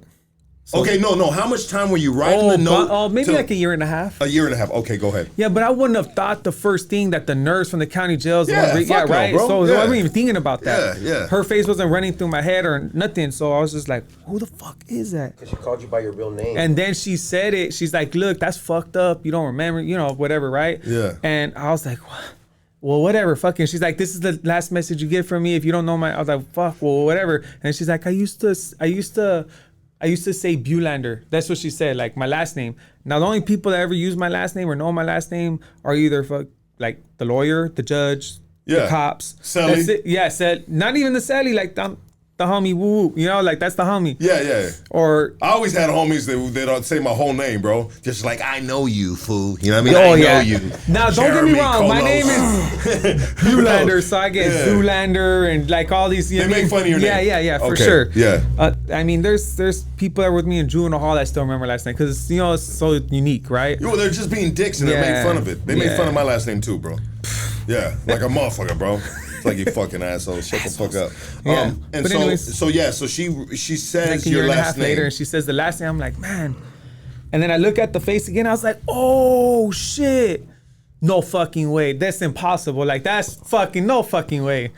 Like, are you serious right now? And I was like, is she the fucking nurse in Theo Lacey? And he's like, he texts and she's all happy. Like, I remember who it was, right? Yeah. And fucking, like, yeah, she came down, whatever. We seen each other out there. It was like, yeah. And so you were able to just... Well, I don't mean to cut in, but he wasn't around for that deal right after the interview. They were having some drama. So he wasn't in the room with me and Icon when we're making that phone call to Shaka. Yeah, I didn't know. Because I scheduled everything. That's why this story came out, because you were asking me how that interview affected me. It was like already right away. It was like... Because why? Huh? Because why? She was tripping. Because why? Why was it? Oh, because the hickeys? Was that what it was? No, some fucking hyena was calling you and she had your phone. Oh, yeah. She was holding my phone. So you started being with her? Oh, yeah. Well, yeah. Okay, so you left that out right there. So you started seeing her? Yes. The nurse? Yes. And was it everything you thought it was? Nothing's ever what you think it is. But she was cool. She's a very good person, very cool person, very like nice, individual. Like, she was chill. Did you ever reacted out like, hey, I'm an inmate again, come deliver me the fucking thing? Fuck, I wish I would have had time. That would have been tight. Yeah. Get how Negra has the Orange County Jail like pants and all that, like, yeah, like, you know what I mean, to do all that. Her nurses, that would have been tight. All of a sudden your dick falls out your pants. You know what I mean? All of a sudden she picks up a Tylenol. You know what I mean? She looks at your dick. You know what I mean? You look down at her. Hey, look at Casey, bro. His hat is erected right now, bro. So as soon as the interview is done, she storms out. You know what I mean? Oh, she storms out. Yeah, she storms out. She's at your interview. Yeah. Oh yeah, she was right there. Yeah. She's at your interview, so now she's a part of you're an item with her. Yeah, somewhat. She's rolling with you. So she storms out. He fucking storms out after her, and we're just sitting there, me and Icon and Negra. We're chopping it up. And I tell him, and I'll always have respect for Icon for this. I say, hey, look, you know what I mean? I'm not going to say too much of what the details were, but, you know what I mean? He goes, let's see what we can do for your brother. Mm-hmm. So he calls up Shaka, and he's like, hey, I have a gentleman right here who's doing huge numbers right now. Everything he's doing is going viral. What can we do for this dude? And he goes, bring him by in 2 days. We're going to set him up for, I think it was $1,000 a month for like 6 months or something like that. And we're going to set him up and do contract. And yeah, he's going to be a brand ambassador. And we're going to get him to do all this gang of stuff. So after that, like, he wasn't even around for any of that conversation. I had to go out and tell him. But that chick was completely tripping. You know what I mean? So yeah, that's what happened after that. So you're at a point in this relationship with her where she's getting a little bit of jealous. And she was getting jealous because you said she had your phone. Yeah, well, my phone was like right there where they like were sitting. And it was blowing up with other females. Yeah. And let's not leave out the part of directed by Schmitty is managing your Instagram account. Oh yeah. So girls that are everybody that's in your DM thinks that he is you. But he would run it by me too. I just didn't have he would be like, hey, like this one says this, like what do you want me to tell her? Or most of the time, if he had time to tell me, you know what I mean? But I just want to know the back end, bro, of how much pussy he was able to short stop from that Instagram account. No, none, by the way. None. How many did he hit first? No, All the none. shit talking and everyone did about him getting my but for pussy he did. He used my Instagram for pussy. No. Yeah. Hey, can you imagine? Let me just say this. No, Let me just say this. playing. I created the Instagram within 2 weeks. Within 7 days, actually, he had over 7,000 followers, all women. And I just reactivated his Instagram today to post this. And there's about 2,000 messages in there from girls that were willing to wine and dine this fool. Damn, bro. And that's been, like, they're all willing to wine and dine. Go ahead, brother. I'm sorry. The story's going to continue of why he didn't choose. He chose one out of all of those. I told him he did it reverse. He should have fucked them all and then picked the best one. Yes. But I always ran. It's like buying a car, bro. You got to take it for a test drive first, bro. But I always ran everything through my brother. I always told him all the messages that are being sent. I've always did that because I'm not in it for that. A lot of people always said, you know what I mean, I got a lot of hate for... Which is bullshit. Oh, he's clout. You're getting clout off your brother. What clout? What Fools the fuck? always gonna hate, bro. Yeah, you know what I'm saying? But everybody knows, you know, I did everything out of love for my brother. I just wanted him to thrive and be something. But, you know, I knew how overwhelming it was, so I just managed everything for him. Yeah, because I couldn't, like I was telling him, like it was like business. Like people don't understand that when people are doing videos and content and all that, like this is a job, you know, that 100%. They do. And I didn't know that until I did it. And I didn't understand all the work and time and effort that it takes even to do a 30-second clip, right? Like, so we were always trying to figure out what's the next video. Where's it going to be at? What are we going to say? What are we going to do? What's the message? All that's like, we're trying to figure these things out. How can we get you out there? What direction do we want to go? And it was like, man, like, fuck. It was getting a little like overwhelming. I was like, man, I just want to go somewhere. Like, I'm out, dude. I want to go do something that's not like feeling like a job no more. You know, I want to go just meditate and just be out there free, you know?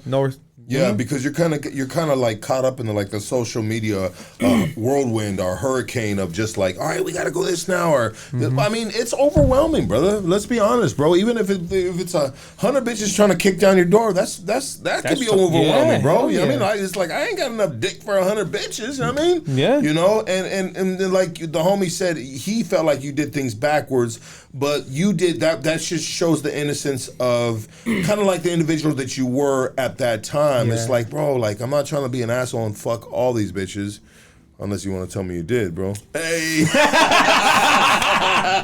my dog. There you go, baby.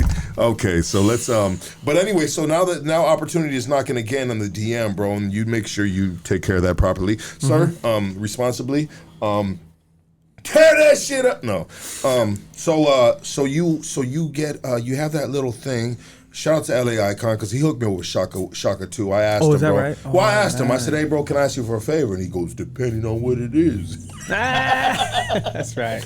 Because I never asked him for nothing, bro, and it was it was a super random thing in the DM. I think I was fucking cocained and all kinds of other stuff, bro. I was on a sick one, bro, and I was like, "Hey, dog." I mean, but anyways, cool, but he hooked me up with Shaka, bro. So now I'm sponsored by Shaka, and shout out to the bro for that. You know what I mean? But we do that for each other, and if he ever needed me to do something for him, I do it for him as well. You know what I mean? You know, I owe him one. We'll say that. You know what I mean? So you connect the dot. You got a little drama. Where do we go from there? You're overwhelmed. You want to fucking go take a hike, bro? Did you go anywhere? What did we do from there? I mean, we did and we didn't. I think the next video was with my mom, huh? When you told my mom to come. We went to the gas station or whatever to see my mom for the first time. I think that was before. Was it before? I think that was before. Yeah, because right after that, because I forgot who took me there or whatever, but we drove back with her. She drove me back home, and she was driving like a maniac, doing 120 miles an hour, talking shit to me. Oh, that's right. Like she's mad at him? Yeah, well... The nurse? She didn't want me to get in the car, yeah. Well, let's keep it real for a second. You threw me under the bus, Carnal.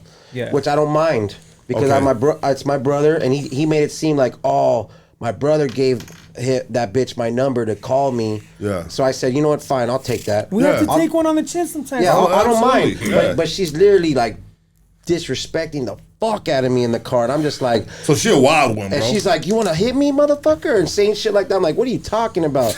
Like, she's just, like, no, but yeah, you want to hit me? 911. no, she's driving like a fucking maniac, dude. Bro, bitches are crazy. Hey, she's driving like a fucking maniac, like literally 120, stopping in between cars like crazy in a brand new fucking Mercedes Benz. You know what I mean? Like, she's just. It was a very intense drive, and there's my brother just sitting still with his fucking fist like that. I can see a little tear coming down his eye because he's frustrated because he already knows, because I just want to cold cock this bitch, you know what I mean? But I can't, because I'm just like, you know, I had to take one for my brother, and I'm like, I'm the bad guy in this situation. And he's just like, look at me like, I'm sorry, fool. You know, I'm just like, fuck, whatever, dog, you know? Hey, you know what, real quick, LA Icons on the chat, bro. And you know what, brother? What up, LA? Keep killing What it, up, my Icon? dog. Shout out to you and your wife, and you keep killing it, my Much G. respect, Icon. Yeah, keep I'll killing always it, bro. Hey, guys I so want to much. say that too, dog. Yeah. Shout out to Icon, homie. Like, you know what I mean? Much love and respect. And we're going to get to that part of the story where I think apologies are going to be said, because, you know, things unraveled and went, they, you know, they didn't end too well. You know what I mean? But salute to Icon for plugging in my brother and getting him right, and you know what I mean, and just things just didn't, you know what I mean, work out the way they were supposed to. But sometimes it be like that, bro. Yeah, we'll get into that too.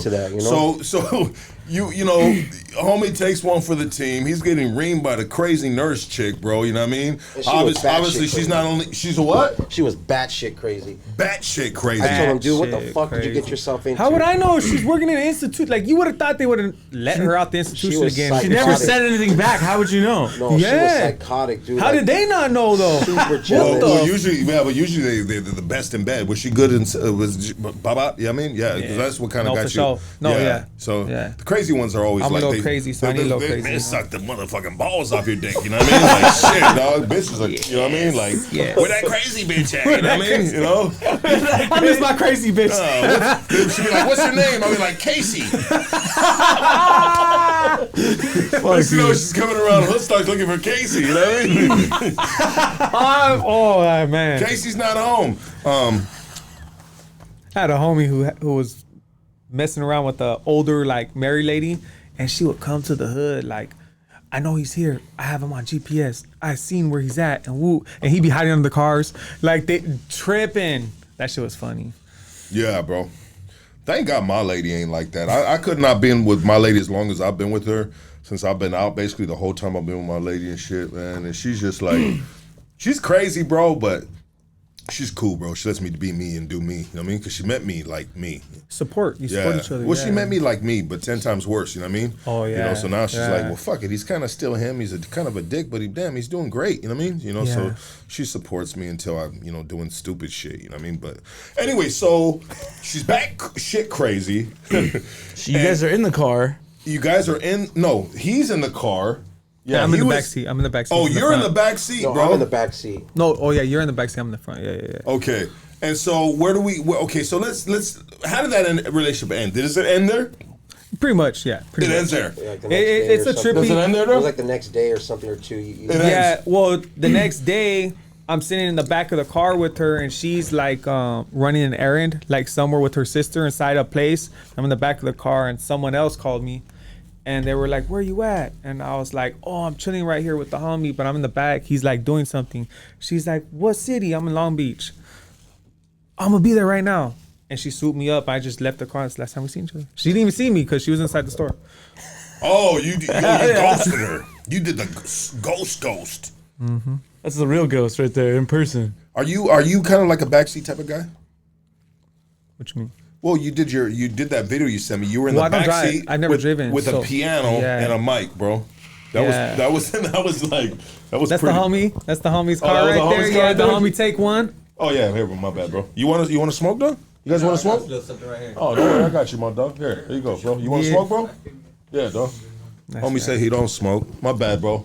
Hey, there's drinks in that refrigerator too. Usually we got someone that takes care of the guys, bro, but that fool's on fucking vacation, bro, right now. You know what I mean? You know, he's on a paid Killer Dog? vacation. Yeah, Killer Dog's on a paid vacation. You know what I mean? We like to give our guys 2 weeks out the year, bro. Paid vacation. You know what I mean? You know, yeah. Well, it's just a Motel 6 and a couple fucking a couple fucking At least it ain't a coupons. 10 on the riverbed, you know? You damn right I don't pay these motherfuckers, dog. Killer Dog. Killer dog, man. He hates me. No, he don't hate me. His chick hates me, bro. You know what I mean? So she was just like... You're the homie. Well, you know what I mean? Nah, she doesn't hate me. I just like to make fun. Shout out to them too. Yeah, I mean, Killer Dog and his I get to meet him, his beautiful wifey, man. You know what I mean? Straight up. So whatever that. do you fucking ghost her, bro? Yeah. Is she blowing you up?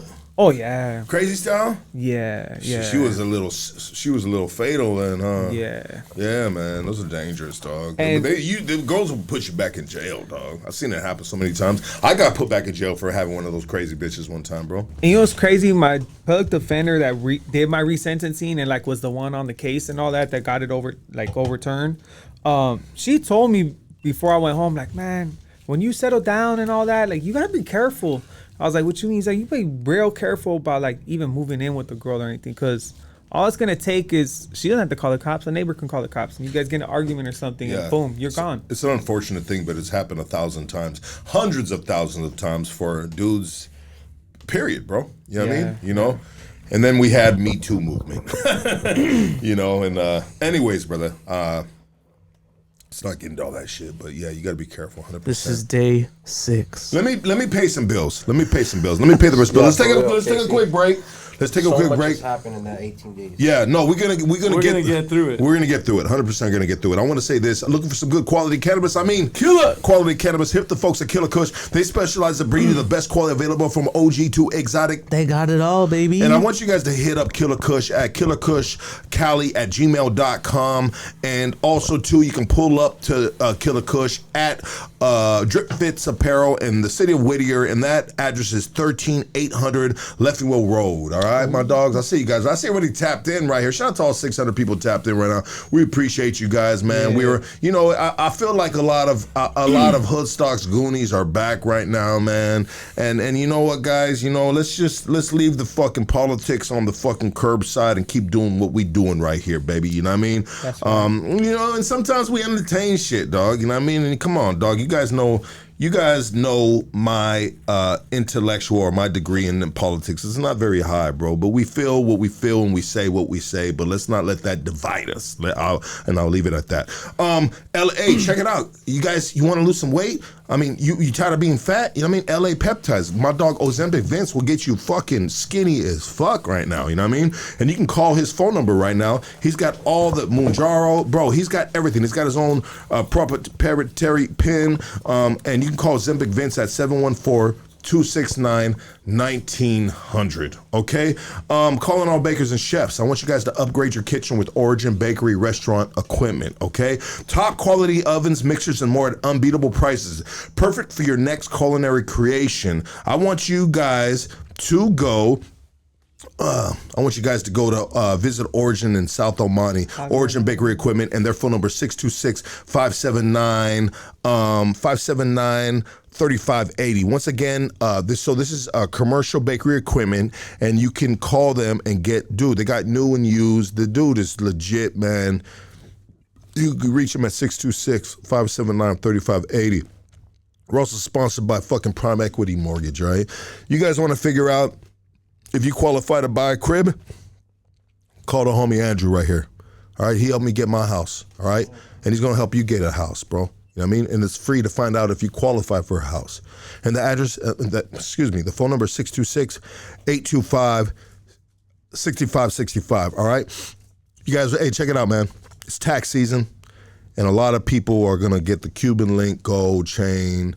Or say if you wanted to get something like custom, right? Like you wanted to, you want to get some custom gold, like handwriting, like, dude, he does everything custom, casting, molds, all that shit. This is D. Leo, the jeweler. This is my jeweler. He's done all the Hoodstocks pendants, and he's going to take care of you this tax season, right now, today, tomorrow, whenever you need him. And I want you guys to get a piece of paper, and I'm going to let you guys get a piece of paper real quick. Okay, you got that piece of paper? Write this down. 323-899-0001. Okay? Check it out. Rottweiler Mafia is a sponsor of this podcast. The best Rottweiler breed in the United States. I want you guys to call today, place an order for a puppy. 424-666-9929. Hey, we're also sponsored by Doug Sherrod. Doug Sherrod is a criminal defense attorney, the best in the city. hands down. I promise you. And if you'd like to reach them, reach out to KingKongLawyer.com. And it's going to show you a number when you go to KingKongLawyer.com. KingKongLawyer.com. Let me go right there. Who is that? You got KingKongLawyer.com. Yes, and there will be a number there, and just make sure you, man, leave my fucking overalls alone, you fucking assholes. I seen one fool said, fucking Lucky's got the osh gosh. My gosh. Those are fucking super cute on kids. What's that? One homie said, I'm Buckle One, Lucky. I'm Buckle One. Oh, nipple slip. I love you guys. Yeah, we good right here. This is a great podcast. This is dope. Everybody hit the like. How about that? On the count of 3. 1, 2, 3. Hit the like. Bam! 553 likes. They must have done something, but the internet is back going strong at least 10 minutes now, so. Well, were we all over the place with it?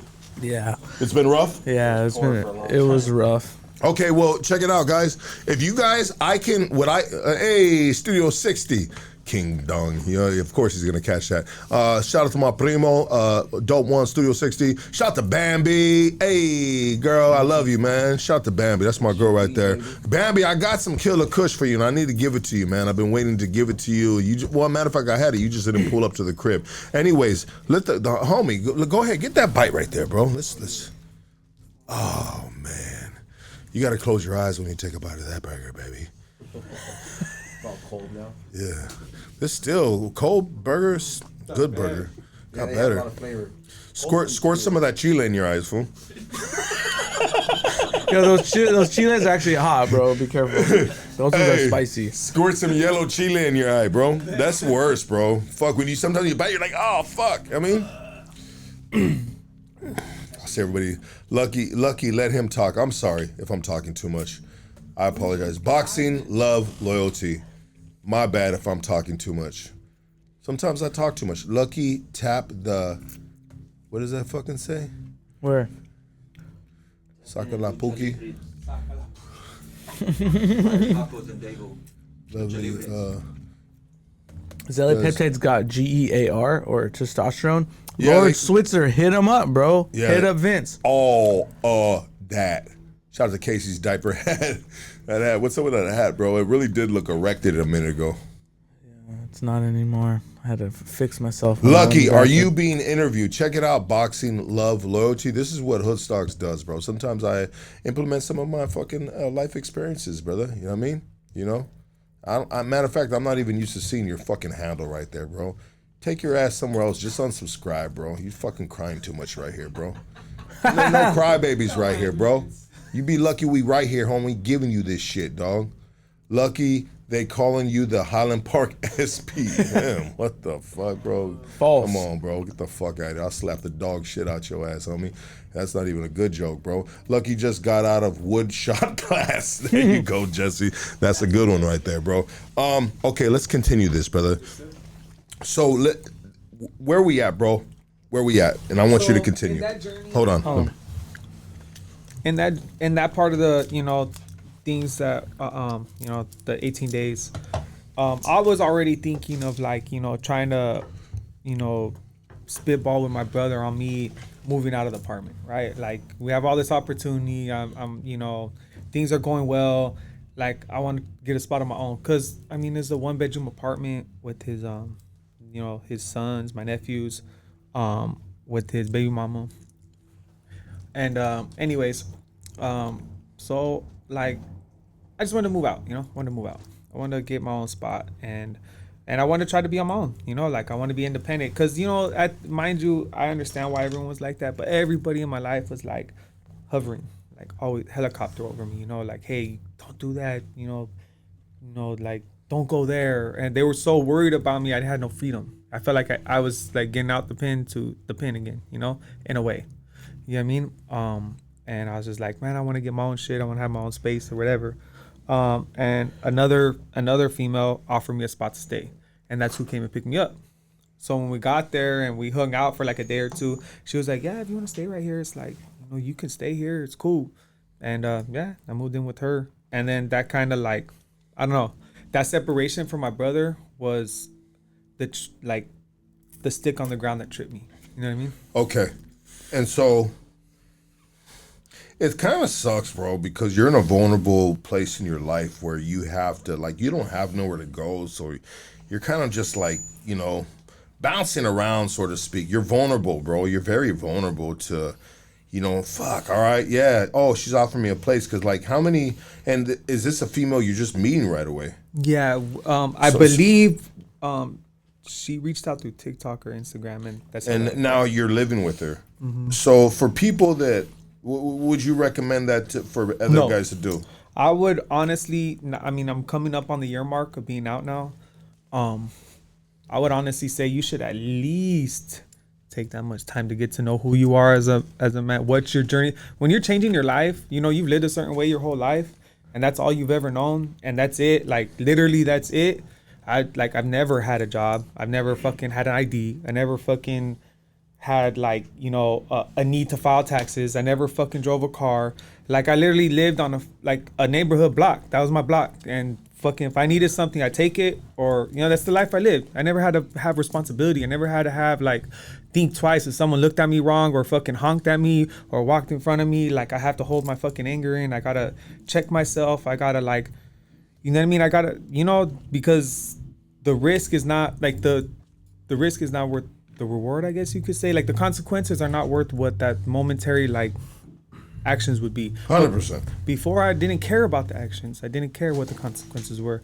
So now I'm like, you know, I'm having to figure all this out while I'm out here, like how to maneuver all this, how to be that person. So I think anybody would go through that. If you've lived this life, you've been incarcerated since you were a kid, you've done so much time, like, that world in there is not this world out here. This world out here is not that world in there. Yeah. So, you know, and who you are, when you're literally, like, you know, you immerse yourself in that place when you've been there so long, you know, like that is your reality. You know what I mean? So when you get a new reality, it's like, who am I? Who am I? You know, like, I'm literally becoming a different person as I'm staying out here. You know what I mean? Like, I'm growing into a different person. Like, at least a new part of me. Like, I'm growing, you know? And I never took that growth before. So I didn't know. I wouldn't recommend anybody to be in a relationship until they figured out who they were. Like, even now it's hard to think, what do I really want to do? You know, like, what do I want to do for the next 20 years? Like, that's my career, or that's my path that I'm taking. Like, what do I want to do, you know? Even that's hard to think about right now, even almost a year later, you know? How would you describe yourself as you're just like, as an individual? Like, are you, do you prefer to, like, slow play things? Are you a methodical person? It sounds like you're a little bit of a methodical person in the sense of, like, I mean, not necessarily, maybe methodical might not be the word for it, bro, but, like, I mean, you're a kind person? I wouldn't say so, but, you know. Well, sometimes if you're in a jungle, you got to be a savage, right? Mm-hmm. You know, if you ain't got nothing going on for yourself, you got to figure out a way to fend for yourself until you're in the position that you can fend for yourself, right? You know what I mean? So at this point in time, maybe you're kind of somewhat of an opportunist, like, because, you know, you're in a position where you got to get it, right? And if opportunity arises, you're gonna grab it. You know what I mean? Yeah. Now, if there's a female that's gonna offer you a crib, you know, and you ain't got nowhere to go, and you don't want to be a burden to people that you know, you're gonna take that, dog, and you're gonna play the role until the next opportunity arises where you can just, like, there's stepping stones, right? Yeah, for sure. I mean, I've been there and I've done that, bro, and it's kind of a grimy way, bro. But there's points in individuals' lives, especially us that live a certain type of life, that you gotta do what you gotta do, bro. And sometimes there could be potentially females that are just like, you know, they innocent bystanders, but they're getting kind of like a catch and a stray along your journey, our journey, right? For sure, yeah. You know, so what kind of, like, and then there's females that will see a dude like you, a young dude, good looking dude, right? You know what I mean? And he's going viral, he's all over the place, you know what I mean? And they kind of like, you know, they think they can save you, you know what I mean? They can save you and they want to swoop that up. And then obviously you said, like, man, I ain't got nowhere to go. They're like, well, you can stay at my crib, you know what I mean? And so now you staying at this girl's crib. Did she have kids? She had kids, but they were grown. They were like 19 and 20. So. Oh, so she like an older little. I know. She's old. At the time she's a lot older than you, right? 10 years older than me. 10. Oh, that's not too bad, bro. Yeah, it's not bad. Yeah. Yeah, you know what I mean. But Just depends on how much damage has been done down there already. No, for sure. Yeah, was it really tore up, bro? No, it was good. Yeah, she had that clap back. Yeah, that kung fu grip. That that Santa Fe Springs. What do they call it? The Santa Fe Springs swap meet headlock. The headlock. Yeah. Yeah. No. Yeah, for sure. And older women, a woman that's older than a man, women mature a lot faster than us, and they're very smart, right? Yeah. So and then me coming, it's not like I'm a dumb motherfucker, and it's not like I had never been with females before, but mind you, they were I never lived with them, and they were an important part of they were not a priority in my life. Any female that was in my life back then, like, she was not priority whatsoever, right? Like, the neighborhood was, right? Yes. So, so it wasn't like all that shit was different, but yeah, I see now, like, certain things where I'm like, damn, and I wouldn't have known that back then. I wouldn't be able to see it unless I went through it, you know what I mean? And that's why I recommend nobody getting out of prison doing that much time should, like, jump into anything with anybody for a while. Well, sometimes what is the option? The option is just to stay in like a halfway house or something like that, thug it out. Yeah, like a halfway house, Yeah, I mean, that's probably the next best thing. That's what makes it hard, because let's be real, like you said, we don't have shit, and we don't even have the history. Like, when I started going for job interviews, and I started, like, man, I've done thousands and thousands and thousands of, like, typing the same thing over and over and over and over, doing applications, right? Going to 50 different agencies, calling every day in the morning, calling in the afternoon. And because I have no work experience, ain't no one got shit for me. Yeah. You know what I mean? And then, so what if you don't have no one to lean on? What are you going to do? You're going to go back to the streets, which where you can get something, right? And that's why so many individuals they don't necessarily want to go back. They're kind of forced to, and that's why they end up back in prison. Doing the same shit over and over, because I was very, very blessed. I was so lucky. Not only that my brother believed in me, he seen something, he took advantage of it, but like all the individuals that for whatever reason cared enough to like support me during that journey, like without them, like my life I would not be able to sit here right now either, because and we're gonna get to that part of the story where I get bailed out after catching a new beef, they're trying to charge me with a new crime. Like, I would have went right back again, or something worse would have happened, if it wasn't for me being able to see all that kindness and all that, like, belief and love and like, just genuine, just because. So it kept you out for the 18 days. Kept me out the 18 days. Yeah. And so you Shaka takes care of you. But still, the reason why I'm out today, they may not know it because I'm not doing it on the social media or nothing like that. But that right there was like a reality check. Like, boom, that was the last thing I needed to like realize, like, what I want to do with my life. What was exactly the reality check? The reality check was that they're like, it's not me against the world. It's not like I'm alone. You know what I mean? There's hope. Yeah. There's hope. Yeah. Yeah. So you feel like, and when you don't got family, bro, you're just like, you're kind of like a lost soul, bro. Because family grounds you, bro. Let's be honest, dog. And I've been a lost soul for a lot of years, bro. You know what I mean? There was family there, but they've never supported me the way you know what I mean? Sometimes we need them to support you, you know what I mean? Yeah. Or there's no support, period, bro. You know what I mean? There was support there. There was little. I don't want to I can't put that in the dirt like that. There was a little support. But when you're living in it, what you're feeling is what you're feeling, Like, it may not be the exact reality, but it's what you're going through. You know what I mean? Yeah, no, 100%, and 100%, and nobody knows that but yourself. Mm-hmm. And sometimes we put ourselves deeper in the hole in that fucking reality, and we have nothing but us to blame for that, Yeah. Oh yeah. Yeah. We got to take accountability for our actions, and so. But anyway, so you move in with the girl. Yeah. How long are you with that one for? Well, I was with her up until maybe about a month ago. Oh, okay. So, but you said that was the stick in the dirt that tripped you up from the relationship, or for what you were doing, but kind of like, it was like a fork in the road with your dog, your boy, your brother right here. Yes, it was. Yeah, because you started what? You got into that relationship? I got into that relationship, and before the arrest, it wasn't necessarily causing any too much like conflict. You know what I mean? But when I got arrested, and I'm not gonna go into like every detail. I mean, I'm sure most of the people that... Are we at a point where we should be talking about when you got arrested? Because you still had you had blessings that, like, Shaka took care of you? Well, Shaka, yeah. So that was the last main thing with Shaka. And then the day I got arrested, I was supposed to be in a movie, but that was even, like, the same day kind of thing. So like, what were you trying to get? What would they say? What kind of movie? What were you going to do? Did you get I a don't know. script? Or I anything? never even knew what it was for or nothing. Okay, so Smitty had that lined up. He had that lined up. Okay, and so, so you get into that relationship. You living with her. Were you playing stepdaddy? No. No. You weren't breastfeeding none of her kids? No, it was actually that was more weird, of a bro. No, not like, breastfeeding. You I'll know give what her I mean, that. bro? She was real, like, you know, like to me, you know what I mean? She was like, look, I just want to help you fucking like be successful out here. Like, I'll help you learn how to drive.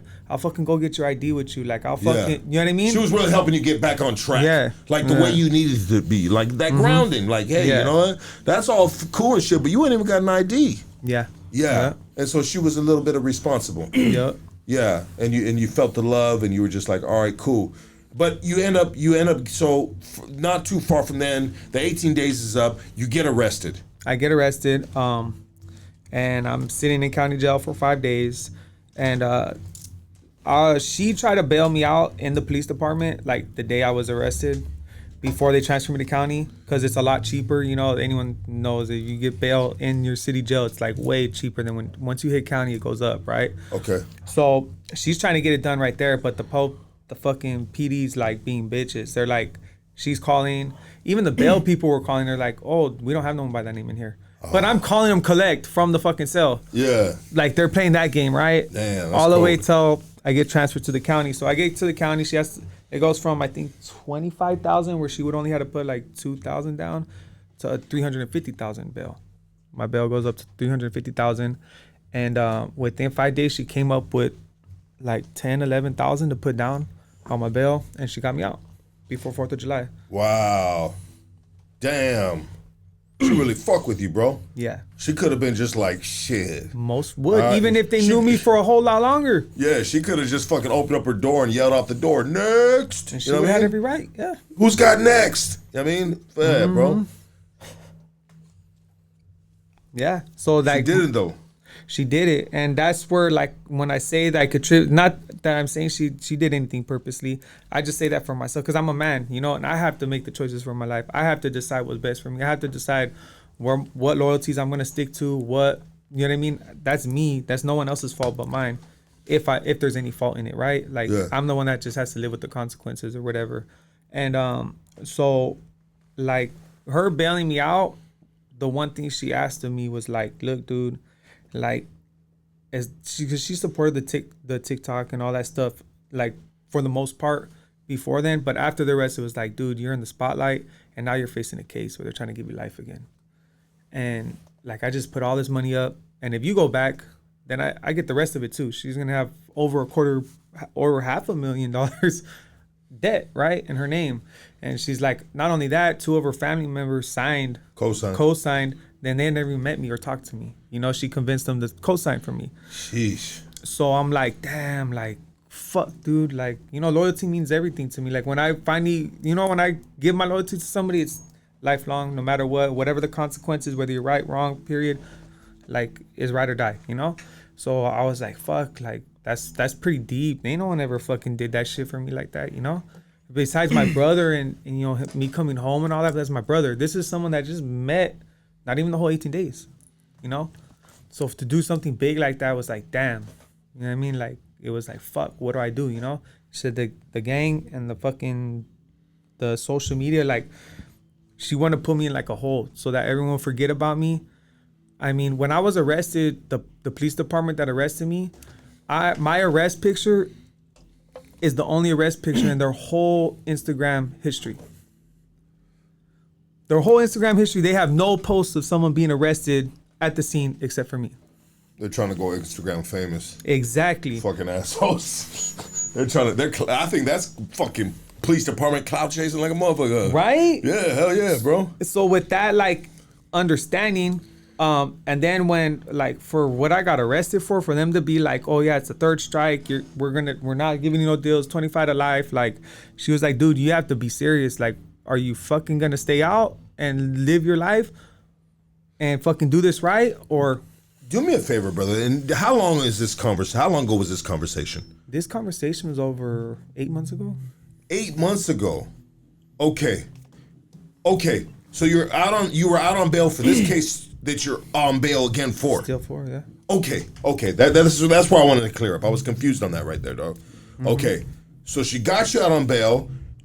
She's trying to put you in a hole just to be like, hey, fuck all this other bullshit right here. You got a case, bro. Mm-hmm. You got to get real with life and serious. And then she's looking out for her fucking collateral, bro. Yeah. She's looking out for her collateral, dog. So, what happens to you, bro? My ass fucking, I gave it to her. I was like, fuck it. All right, you fucking gangstered up and fucking put that shit up for me like that. I'm going to gangster up and show you, like, I got this. If I tell you it's done, it's done. And I turned my back on everything and everybody, dude. Like, and I don't mean like it was purposely to turn my back on them or that I had any ill feeling towards anyone. Like, that shit fucked me up inside, dude. Like, it fucked me up bad. To this day, fuck, I want to cry right now. Like, I fucking, the people I love and care about, to be able to turn my back on them and say, like, I'm going to do this for myself. Yeah. And I'm going to fucking be out here. I'm going to live. Like, it was really, really hard. Really, really hard. And, but I did it. I fucking, like, literally, the people in this room could tell you, I've known them since we were fucking kids, dude. Yeah. And I stopped talking to him. My brother, I stopped talking to him. I stopped talking to everybody. I took all my social media down, completely blacked out. And I gave into it. Like, hey, like, this is to reprogram my mind. Yeah. You know, reprogram my mind and, you know, like, find out who I was. And like I said, like, you know, it was big. It was deep. You know, it was a big fucking decision for me. You know, so, yeah, I did it.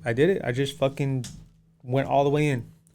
She knew that I was that type of person. If I don't put my all the way in with something, it doesn't mean nothing to me. You know what I mean? It doesn't mean nothing to me. So I was going to go back. I was going to be with the homies again. If I didn't, like, literally just, like, rewire everything, yeah, there was no way it was going to last, you know? So, fucking, yeah, I did it. So you did it for her. These past 8 months, I fucking went from, you know, like, all the great, like, amazing, great things that we were doing with the TikToks, with the social media, with, like, all the doors that were going to open. Like, I mean, 18 days, like, let's be real, like, that's fucking crazy that shit happened like that, right? Yeah. In only 18 days. And then I went to, boom, I'm going to go work in a warehouse. I'm going to fucking be picking up boxes. And this is now you transition into the mind state that she was telling you needed to be at now, right? Mm-hmm. Like working at a warehouse. Yeah. Yeah. So all of a sudden to kind of like, you know, the whole city kind of like embracing you, right? Which is very promising, and it's a beautiful thing when the city of Los Angeles, Southern California embraces a man, you know what I mean?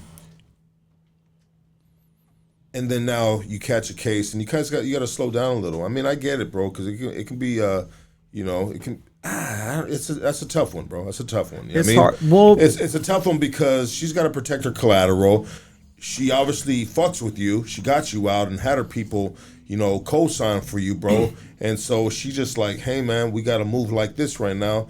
And I think it's respectable advice, bro. You know what I mean? You know, for someone that's really like, yeah, you only know each other for a few weeks or whatever, days, whatever. But she showed you something different, you know, with bailing out, the cash flow, this, that. So now she's asking you this, and like a man, you give it to her. You know what I mean? Like a man, you give it to her. And salute you on that. So how long? So you ended up back in jail where you were gone 8 months until now, right now where we're sitting here. No, I've been on bail for the past 8 months. You've been on bail for 8 months. Yeah. So you never, ever went back in? Just for 5 days. She bailed me out 5 days later after my original arrest. I was bailed out 5 days later, and that's it. Oh, you've been out all these 8 months. Oh, so you've been away this whole time. That's what I'm saying. Oh, shit. Did you catch that? Yeah, fool, stop smoking weed. My bad, dog. My bad. I don't know why. I thought when we talked, you said that you just had gotten out on bail. No, you had asked me, like, I thought you were locked up, and I said I was. But I never said when. So that's where it got twisted right there. Yeah. Because I thought, I've been locked up the whole time. I thought he was gone too, bro. I was, but just not in jail. They said he was gone. He didn't talk to anybody. Yeah. Okay, so you were kind of locked up. Yeah. Yeah, but you were locked up with old girl. Yeah. And now you haven't been with her for a month. Now, yeah. Now for a month. Close. Still on bail, but you got to be careful. But now you said, fuck it. I'm going to step back out into the light. I'm going to run this podcast with hoodstocks.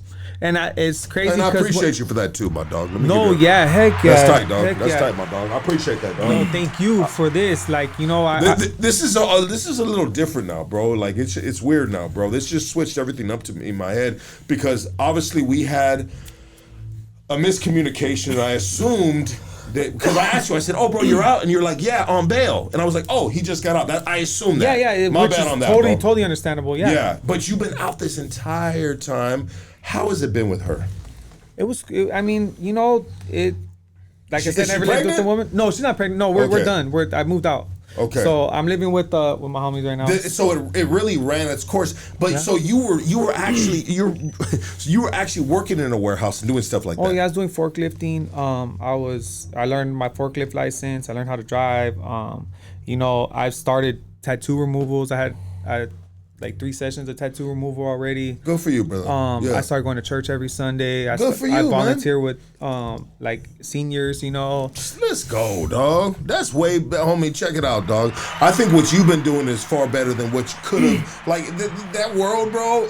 You caught the ride, bro. Mm-hmm. You know what I mean? And you could have caught some tail end things, bro. But honestly, you experiencing real life, I think is way more important because it makes you appreciate life. Oh yeah. Opposed to just everything all of a sudden popping up. Handed Hey, to get a you, cart, yeah. bro. Get all the clothes you want. Yeah. Nah, homie, you been a man, bro, and you worked fucking a real job, bro, and you got your shit done, bro. Yeah. You needed that, dog. No, I did. But I mean, fuck, I would never like. I mean, I'm not willing to tell you what you need, but I feel like No, that but I was know a what good you. thing. I totally Yeah. understand because I believe that, and I 100% agree with you. Because how could you ever know what it feels like to fucking work so fucking hard for like 12 hours, 14 hours a day, waking up at 4:30 in the morning, getting home at freaking 5, right? Like taking an Uber home because you don't have a fucking car. You know what I mean? Like, or the bus or whatever, right? And then at the end of the week, you have $400 or $500. Right, because the agency took $200 off the top, and they're not paying you the way they're supposed to. Yeah, like it's like fuck, this is all I fucking got. Like, and then you start thinking about like what I could have been having going for me, and that's always fucking in the back of your mind, haunting you a little. Yeah, you know, for sure. You're like, damn, like I could have been on, you know, like I could have been on. But at the same time, I did need it. I did because, you know, every man needs that. Every man needs to know what. Well, the great thing about it is you're still young. The great thing about it is that you fucked up. Or I'm not saying you fucked up, but you happen to catch a case. Yeah. You know what I mean? For whatever reason, you're innocent until proven guilty.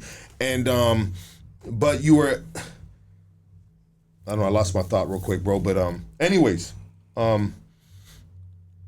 so you now you're out now. Now you're out as in out of that relationship, and now you're out because you wanna get back into it. I mean, how's your case looking, bro? I mean, it is what it is. Like, how could I say it? I know you can't speak on it because you're fighting it, bro. I'm not asking you to speak on it, but you know what I mean? Do you look like you gonna get some action, bro? Oh, I mean, yeah, you're like, out for 8 months, so yeah. sometimes you can be out and the lawyer can just be like prolonging it. Yeah. You know? No, I mean, obviously there's always that risk, right? Like no lawyer can tell you 100% you're gonna get off, right? Yeah. But no, it looks good. It looks really good. Good for you, brother. Yeah. Good for you, man. I hope so, brother. I mean, I hope people, I'm gonna keep you in my prayer, bro. You know what I mean? Thank you. Everything works out the way it's supposed to work out. You feel me? So you're out now. The relationship, is it bad terms? Horrible terms? I mean, yeah and no. Like, yeah, I don't have no hard feelings. You tried. Yeah, and she did too. Did she end up being batshit crazy like the nurse?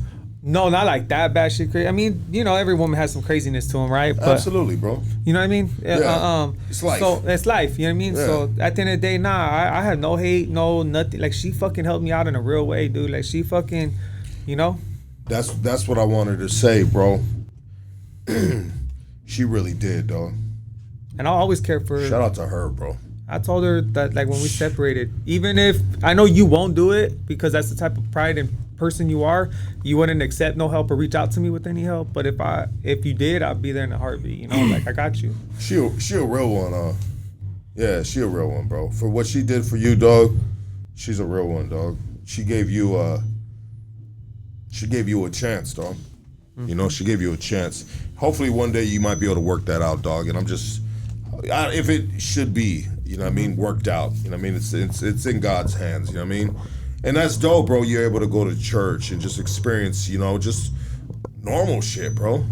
That might have been too much for you, bro. 15 years out and all of a sudden you're on this fucking roller coaster ride with fucking Schmitty driving that shit, dog.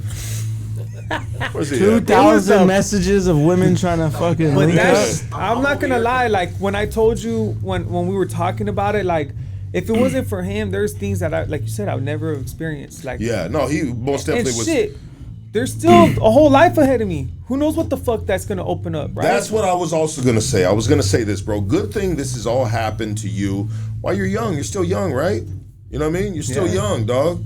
You know, and so like, bro, take all these as life lessons, bro. Value every single thing, and I'm glad that you show love to old girl. That, you know what I mean, as you should. Because if you didn't, bro, people would really just like tear you a new one on this platform, bro. Anywhere, they're assholes, bro. You know what I mean?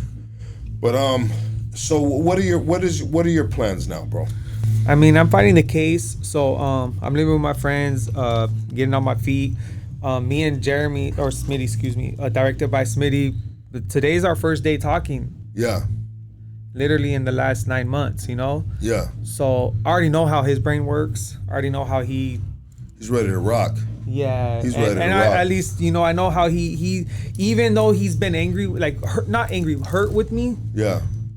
Before even coming to the interview, he's giving me advice like, hey, you know, this and that. Yeah, he's a fucking good guy, bro. Yeah. But you know, you had to isolate yourself, bro, and you had to experience what you had to experience.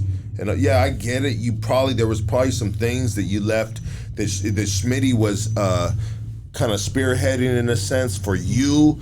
And so when you're not following through with some of your shit, you know what I mean? Yeah. Then it falls back on not only you, it falls on Schmitty, and Schmitty is a part of this industry. So Same with Negron and Icon with Negron, Shaka. yeah, exactly. That's where we were leading to earlier about like I apologized to him in DMs, but I told him I would love to be able to apologize in person. Yeah. Here's an apology I could give you guys. Like they fucking reached out without even knowing me, just knowing my brother and like meeting me for a day and like, hey, we're gonna help him actually have a foot, like a grounding, you know, to go do something. Yeah. And you know, they're spitballing ideas all the whole time too for an hour. Like, hey, let's try this, or we could do this, we could do. Like they got invested in me. Yeah. Just like a lot of the people that are listening in right now, like what's up with this guy? Where's he gonna go? What's gonna happen with him? You know what I mean? What happened with him? Like that shit was real. Like that's real shit that you can't like make up. You know, like people 100%. fucking, you know what I mean, doing it. And I didn't deserve it. Like, what the fuck did I do? You know what I mean? But just meet somebody and just two human beings like, hey, man, I'm gonna fucking help you out. You know, I understand where you're coming from, or I know where you've been at. You know what I mean? I'll help you out. And I'm gonna show you could do it. You know what I mean? Like that. So I apologize so much. I feel guilty just for the fact that like that arrest, although no one, at least for a very long time, will ever know the real details of whatever happened. But like, an arrest puts a big burden on one man's shoulders. You know what I mean? Like honestly, bro, I've been in some situations, bro, where it's like, bop, hit that light switch, homie, and the lights are off, bro. You know what I mean? And you did that, bro. You know what I mean? So nobody knows what you felt at the time, bro. Like you were the only one with your life on the line, dog. Yeah. Check it out, homie. You know what, dog? It's like this, bro. And I'm pretty sure people really appreciate your apology, big time, dog. And it's nice you did it, dog. But if the tables were turning, they caught the case, bro. Check it out. This is this is a certain type of an entertainment world, a certain subculture where we got real dudes, street dudes, you know what I mean, that we're trying to put in positions. But hey, life's a fucking risk, my dog. You know what I mean? When you're dealing with street dudes and nothing is promised tomorrow, because you never know what might happen with the street dudes. You know what I mean? So anyone that invested with you during that time, bro, they knew. Come on, the bro's out for 15 years, homie. They can't hold you fucking 100% accountable or be mad at you, bro, because they knew fucking with you was gonna be a risk, bro. You You know what I mean? You want the real deal. You want to do that for 15 years. You want to do this real loyal about people he fuck with. You know what I mean? Like shit could potentially happen, bro. So I don't think you should be too hard on yourself, dog, for being gone for 8 months, bro. I think the girl did you a solid, bro. She did you a fucking. She gave you a life changing time in your fucking life, brother. That you should be always grateful, and I think you will. And you'll always look in hindsight and be like, damn, she the one. You know what I mean? She gave me, bro. Fuck all the entertainment world, bro. Fuck the sponsors and all that shit, because that's only when you hot, homie. You feel me? When it sizzles out, dog, they on to the next person, bro. You are you forever, bro. So you always take care of the best thing that's good for you. Is what I'll say. For lack of words, I apologize. No, and I know exactly what I know exactly. I feel it. I know exactly what the fuck you're talking about. You take care of yourself, right dog. Yeah. Homie, apologies. They knew he was a risk. A street dude, 15 years out, homie. Casey just did a. Sorry. I said, no, I thought he was going to say something, though. No, I'm just and choking in there. I want to say this real quick, dog. I want to say shout out to the dude that checked me for talking too much, dog. You know what I mean? Because sometimes I talk too much when I get high, dog.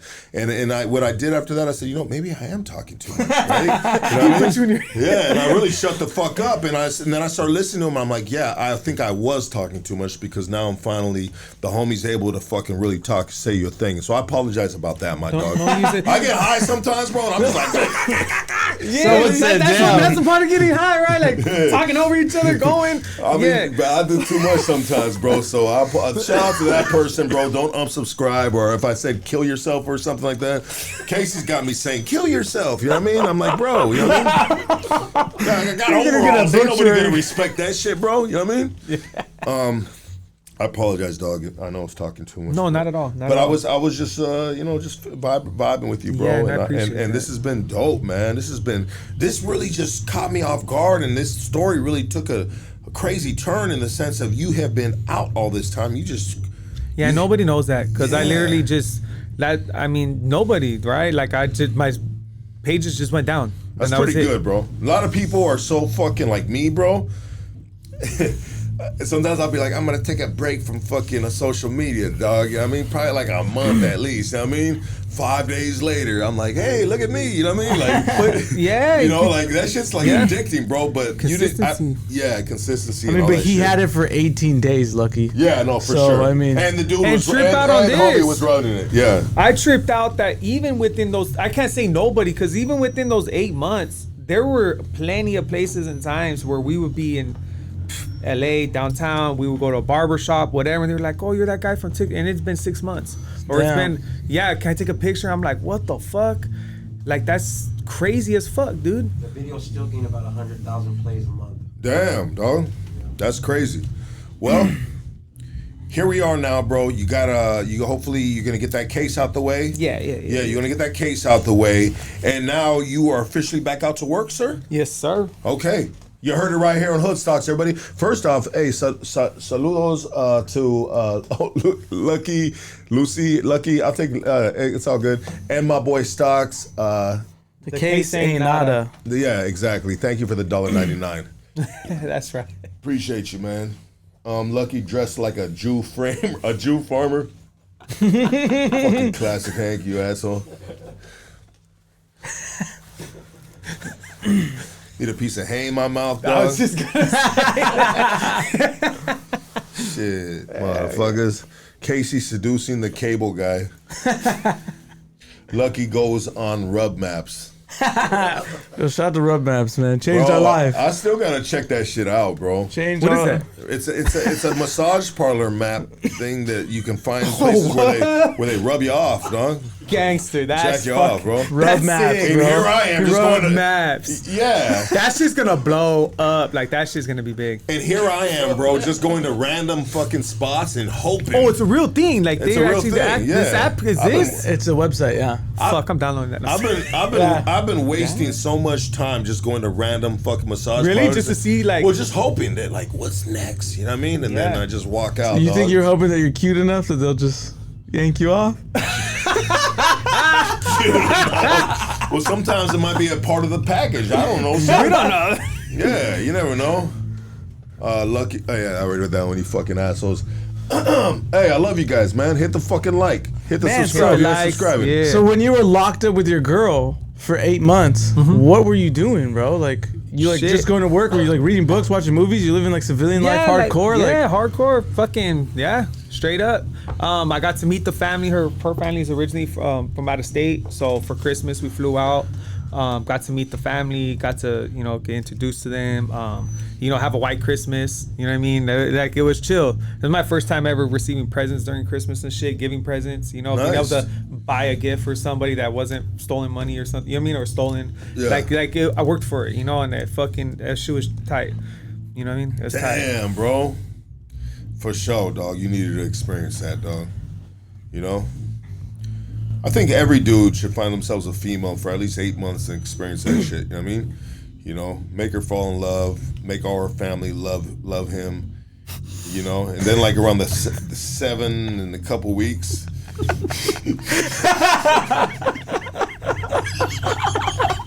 I seen it coming from a mile away. He gets one call. Hey, where you at? I'm right here outside the parking lot. All right, I'll go pick you up, man. He's gone. Man, bro, that's just like that. That's the craziest. They call you the ghost, bro. That's the craziest fucking setup, bro. They just don't see it coming, bro. That's the craziest setup. They just don't see it coming, bro. And then you don't ever break character either, right? No, you know never. I mean? You were like good into the last hour, bro. Yeah, did you quit your job first or did you break up with her first? All of it. It was the same day. Yeah. Was it the same day? Same day. It was like a package deal job, everything. Like this warehouse job come with this funky ass broad, you know what I mean? Yeah. So I'm just letting you guys know I'm gonna be here for 8 months. All right? 8 I'm months. giving you prior notice now. I mean, does certain females date warehouse workers? Fuck. I don't know why. That's a horrible question to ask. I'm just shout out to my dogs in the warehouses, man. It's hard work. Yeah, it's and hard work. they got baddies too, bro. Don't play with it. Oh, they be around there, they be around. I was gonna make a joke, but then I thought about it. I'm like, nah, that shit ain't even to be fucked with, dog. Because there's a lot of the bros that work at warehouses and they all got baddies, bro. You know what I mean? Yeah. Like, it don't matter where you work at, bro. You just one of them dudes, bro. You pull the baddest bitch, homie. You're right. You know what I mean? And then you walk in, where you going? They'll be like, damn, homie.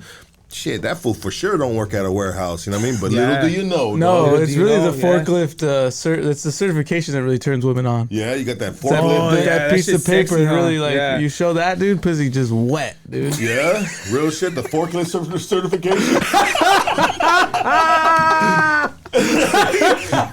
Bitches just fucking tantarans just dropping over a forklift certificate, huh?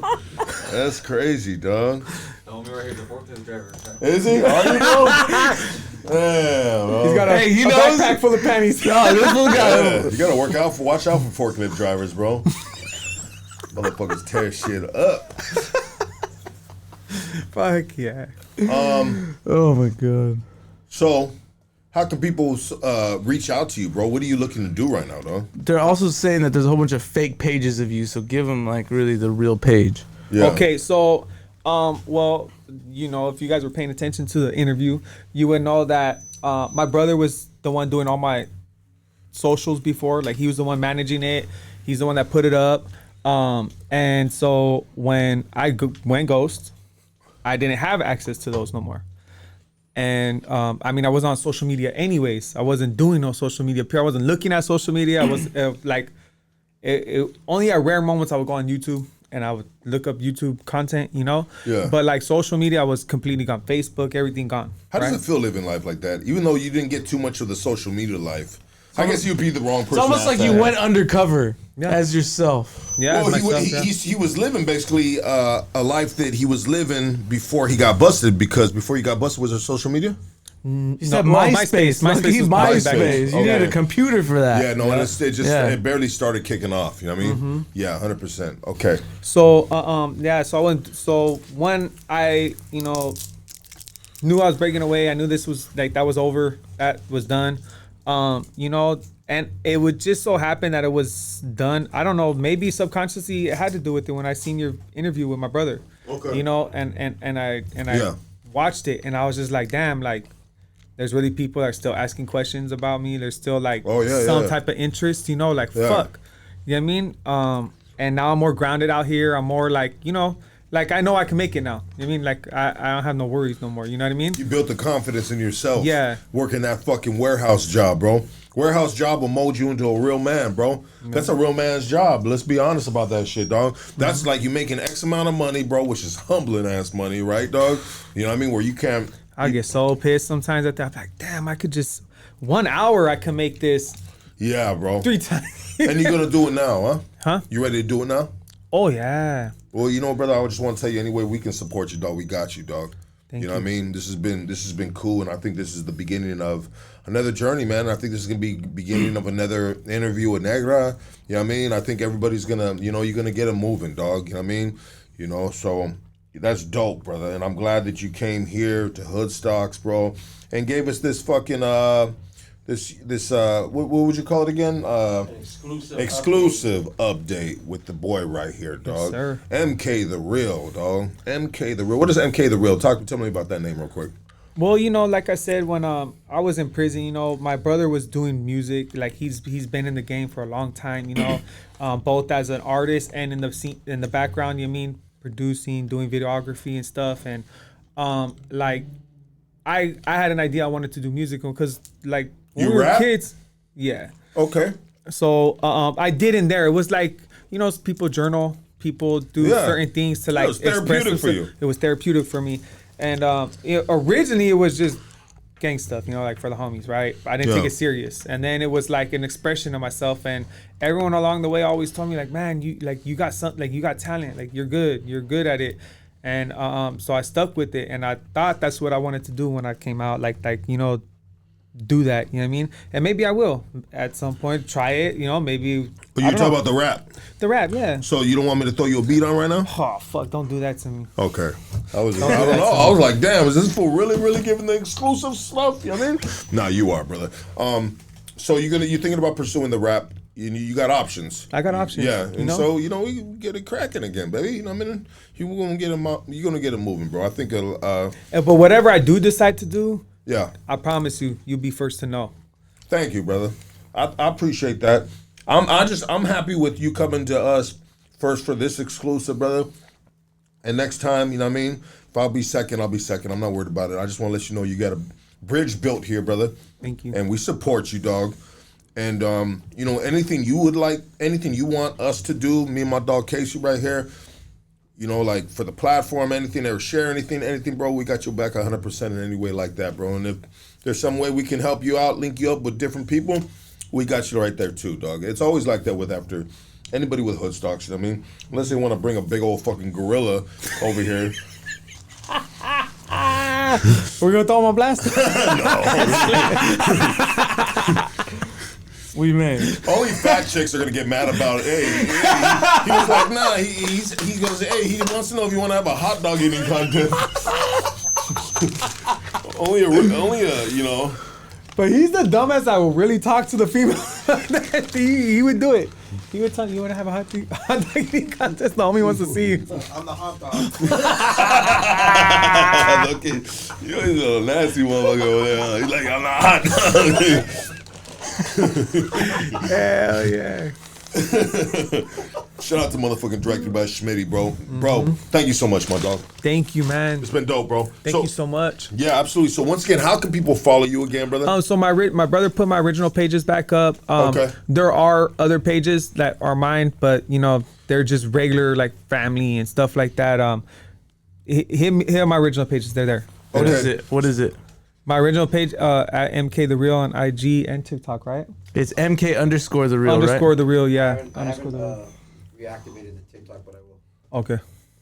Okay. Yeah. And once you do that stuff like that, bro, I'll help you get your. You know, I'll share on my end, bro. I got you, dog. I mean, okay, good. Yeah, we'll make it work, dog. Get your momentum going back, build you a little bit of momentum, but be careful, dog. Be careful in this entertainment world. Tread easy, bro. Don't dive face first in, bro. You know what I mean? You know, put your feet in the water for a minute, bro. You feel me? Be easy, dog. Because this game right here will wreck you, bro. And there's a lot of funny bunnies in this game too, dog. There's a lot of cats you don't want to be around, bro. So don't be around anybody, bro. You are of value now, right? You proved it to yourself. You have confidence, brother. Don't jump into any fucking opportunity. Be very careful, dog. You know what I mean? And that's the only advice I'd like to give you, bro. If you would like to take it or not. That's real advice, yeah. Yeah, that's for real, I dog. know, yeah. Just be careful, dog. And the females, everything, dog. Be careful. It seems like you've jumped into a lot of different things quick, bro. And anyone in your position at the time would have done the same fucking thing, bro. You know what I mean? But now you've learned, you know what I mean? So make sure you don't repeat the same mistakes, because it seems like for some reason people like us do that all the time, bro. Man, I've repeated the same mistake for many years in my life, bro. And to this day, I still do stupid shit, dog. They're not as detrimental though as the other mistakes. You feel me? Yeah. But I wish you the best of luck, bro. Thank you for coming. You too. Thank you. Thank you for coming, dog. Thank you guys. Thank you everybody, man. Absolutely. Hey, we are out of here. I don't know when me and Case are gonna be back, bro. But we will be back, bro. You know what I mean? We're gonna keep this hood stocks going, baby. You know what to do. But we're gonna take probably a few days off. So we'll be tapping in with you guys soon. And we'll see what to do, dog. I love you guys, and thank you for your time this evening. We are gone.